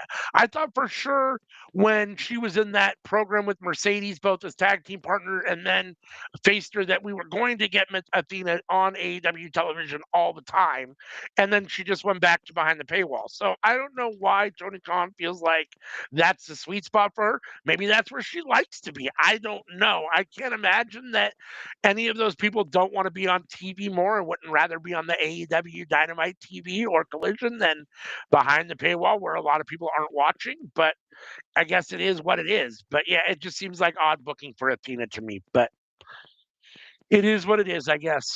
Uh we're back ringside. The dogs are beating up a stagehand before they join Mark Davis for their match against the Rascals, doing what the dogs do, I guess.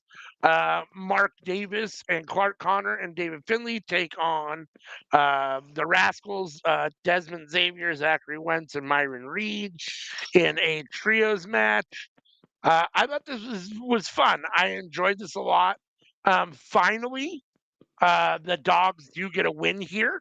So we've railed against the dogs needing to get a win. To be fair, Mark Davis kind of really got the win a little bit more than the dogs, but it is what it is. This is kind of Mark Davis's moment, and the dogs were just kind of along for the way, but they did get the win, so can't argue with that. Yes. I thought the match itself was fun. Mark Davis has looked very good in his comeback recently, and I like Mark Davis with the dogs, so I enjoyed this. And I as much as I like the Rascals, I don't have a problem with these guys getting a win over the Rascals. The Rascals have taken a few losses, which I think is interesting, but it is what it is. I mean, at this point, you've had the Rascals that have taken losses or the Dogs that have taken losses, and someone's got to win. So we might as well give the Dogs a win here, I guess. So, what do you think of this? I like basically everything you said is how my mind was going towards. Where it is like, yay, the dog won, but at the rascal expense. It is like in a perfect world, one of these guys has the trio championships, and we're fighting. They're fighting each other for the titles. So it is like very frustrating. We're having this match with no stakes on the line because this is a for me. If we're talking about the trios division, this should be for the titles. That's definitely what I think. Um, like I do agree with you. This was very much so fun. Like you can tell this is why we hired the dogs and the rascals because they're great in ring. So I had a great time with the match. It was a very fun match. But I do concur. It's like we should not say wait for it, but it is like I didn't need neither of these two going against each other because both of them needed to win. Both of them needed to win, but it was still good. Yeah, I agree. Backstage, we hear from Anna Jay, who lost 2 weeks ago to Willow for the TBS title. She says Willow might not be the comeback killer after all because she's still here and they have some work to do. Um, James Carmelo comes out and basically says that they're both back and ready to get into the tag team title picture again. So very interesting. This was kind of a weird promo because you get Julia Hart basically saying, I want another shot, or I'm sorry, Anna Jay saying I want another shot at Willow, and you don't, and yet then here comes Ty saying, well, the two of us are ready to be back in the women's tag team division and win gold. So I'm not really sure where Anna Jay's direction is. Is she wrestling Willow for the TNT Championship? Is that a feud that we have going on? If it is, it's a very exciting feud. I'm not very excited at all for Anna Jay versus Willow. I don't need to see it again. And I'm not sure that Anna Jay and Ty Mello, I mean, I have no reason to think they're beating Divine Dominion. I have no reason to think that they're winning the tag team champions. So that doesn't do much for me either. I don't necessarily care for Anna Jay or Ty Mello in general. So this doesn't do a whole lot for me. What do you think about this? Um, Agreed. I didn't see the match from 2 weeks ago. I'm going to assume it was all right. Um, and just come out. I don't think you're the comeback killer. 'Cause I'm still here, baby. You lost though. It isn't about her putting you away. You lost. That's what you call a comeback killer. You come back and you lose. And yeah, Mel coming back. Not the announcement you thought is that the big announcement you thought it was? No offense, no offense, no offense. Listen, we can't change that we did hype you up when y'all was supposed to hype up back in 2023. It is what it is right now. Um, Honestly, I didn't know she was hurt or not. I wasn't really paying attention that much, so I put him back in the title. We need more people for the women's tag team division. So cool. Okay. This was not great. This was an earth shattering announcement. It was just two chicks that are here. No, I agree. That brings us, it's time for the main event. World Heavyweight Champion Darby Allin takes on one pillar takes on another pillar. Former pillar Sammy Guevara still says he's a pillar. Yep. What I find very interesting is that what we was Darby, Sammy, Jack Perry, and MJF, right? Those were the four pillars. And Yep. really, MJF It is was. the only one that's actually done. I mean, Darby has been Darby, and that's fine, and now he has the world title. But of those four, Yeah. MJF's really the only one that's had the career that we expected him to have, right? Sammy's been behind the paywall for forever. Darby is Darby, and Jack Perry's been what Jack Perry has been, right? I don't think any of them, other than Yeah. MJF, has reached the level that I think that when they were talking about these guys being the pillars of AEW, that they were actually going to reach. I mean, maybe you could say Darby has now with this title run, but I don't know. I mean, it's still, even with this title run, it still doesn't feel like Darby has, it feels like they gave him a shot with the belt to see what he can do, and it's been fun, but like, it still doesn't feel like Darby has hit that total main event. Like, I'm one of the top 5 wrestlers in the company platform. That's why I have the belt, right? Like, it feels like it was a fluke. It feels like every week he continues to win kind of flukishly, right? Like, so, at least in my opinion. So, but it is what it is. Darby versus Sammy Guevara. This was an amazing match. Darby is a good wrestler. Sammy is an amazing wrestler.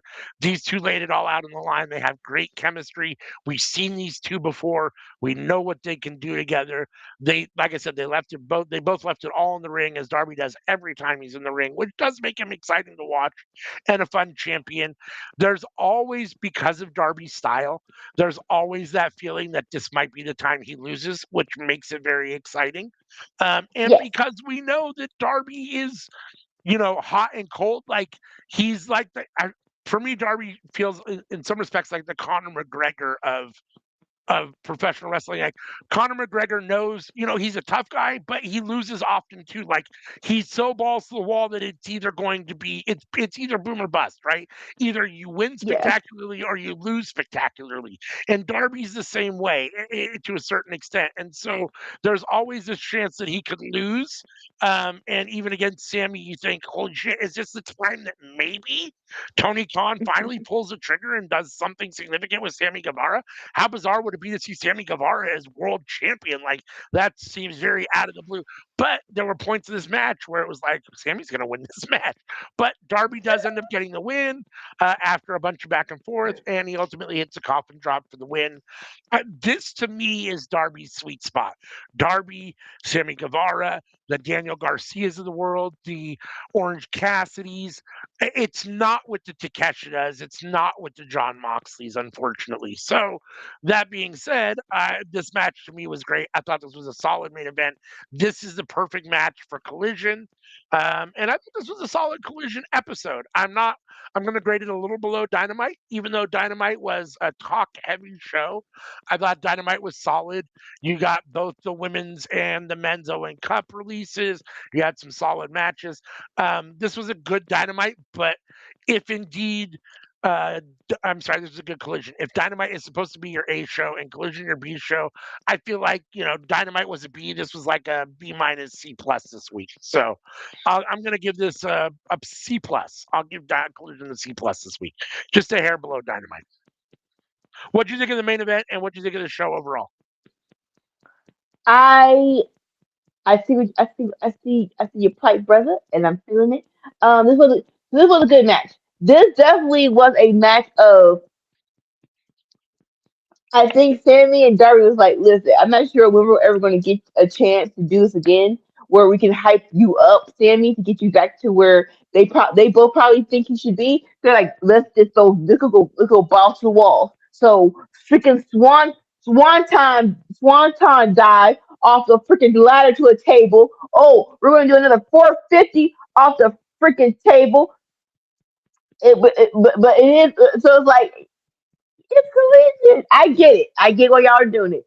But it is still Collision. But I understand. I appreciate that Darby's reign has the feel of um I don't know when we're gonna get another chance to do this, so we're doing it now. I do that's how it feels. And I love that at least we know the vibe of the for every reign, I just need a vibe check on what we're doing with it. And I love that Darby has a vibe check of, oh, the time's now, we're doing it now. So I love that. Yeah, of course Darby won. uh Bizarro Land, if there is a 10% chance of them saying, hey, let Sammy beat Darby and let him probably win it back on Dynamite. I again a 10% chance. A 10% chance. That's just it. Uh, besides that, again, yeah, very great, very great main event. Collision was fun. Collision was really good. I'm trying to think of anything egregious. We didn't talk about it because it was less than 5 minutes. Dominion beat some chicks during their 5 minute Yeah, I match. totally skipped that. You're right. I did. I missed that. You're right. Divine Well, Dominion had a squash in there. First of all, why are we only doing well, 5 minute matches? They're eliminator matches at that. Why you only give 5 minutes for one? And two, secondly, again, relative nobodies. But the thing is that one of those two nobodies isn't a nobody. Like Allie Katch has been wrestling for a really long time. She's Effie's partner in GCW. She's been around. Like she's an accomplished women's wrestler. She shouldn't be getting squashed out to those two women that fast. Like I get yeah. it because they're the tag team champions and it's Divine Dominion, but whatever. Like, yeah, I was disappointed in that. And I don't like them in general. I'm not a fan of Divine Dominion at all. More so, like y'all just stole Max Caster's gimmick. 5 minutes for the best wrestler alive. It's like, how you just gonna steal his stick and give it to the girl? And I love that.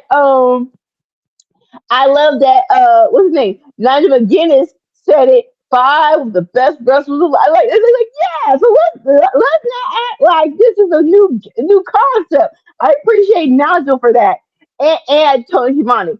Um, but what I was gonna say, yeah, I pointed that out. I was like, that was the only thing that was like, whereas it was like a squash match is cool.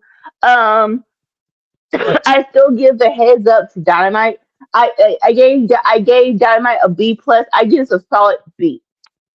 This was a solid B. Yeah, Definitely some rewatchable fun matches, but Dynamite was still better, in my opinion. Yeah, I agree. Dynamite was just a little bit better this week. Even though we didn't grade them the same, we both did have Dynamite ahead. So that does give Dynamite the win this week. So Yep. Dynamite from Wednesday does beat Collision from last night this week. So it is Dynamite gets the win this week in a close, hard fought victory. Let's do a little house cleaning and then we'll give the people back their Sunday evening. So join us on Tuesdays, every Tuesday night, 7:30 p.m. Pacific, 10:30 Eastern, where we all come together and talk about what's cooking up in the world of professional wrestling. Come for the wrestling, stay for the chaos. On Friday nights, it's Friday Night Fights, where Anika and sometimes Sammy Joe watch SmackDown in real time, 5 p.m. Pacific, 8 p.m. Eastern, give you their real-time review and opinions and reactions to the show as it takes place.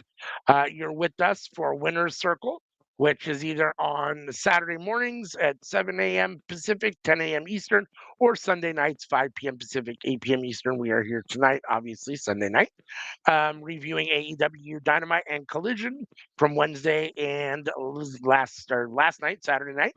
Dynamite did get the win this week, so Dynamite is the winner of Winner's Circle this week by a hair. Let's see. Last two things. Do-do-do. You can catch us on all of these social media platforms. Come check us out. If you scan this QR code, the QR code will take you to Linktree. And from Linktree, you can get to all of our social media from one location, or you can just interact with us on these social media locations independent of the QR code or Linktree. Come check us out. We love to interact with you guys.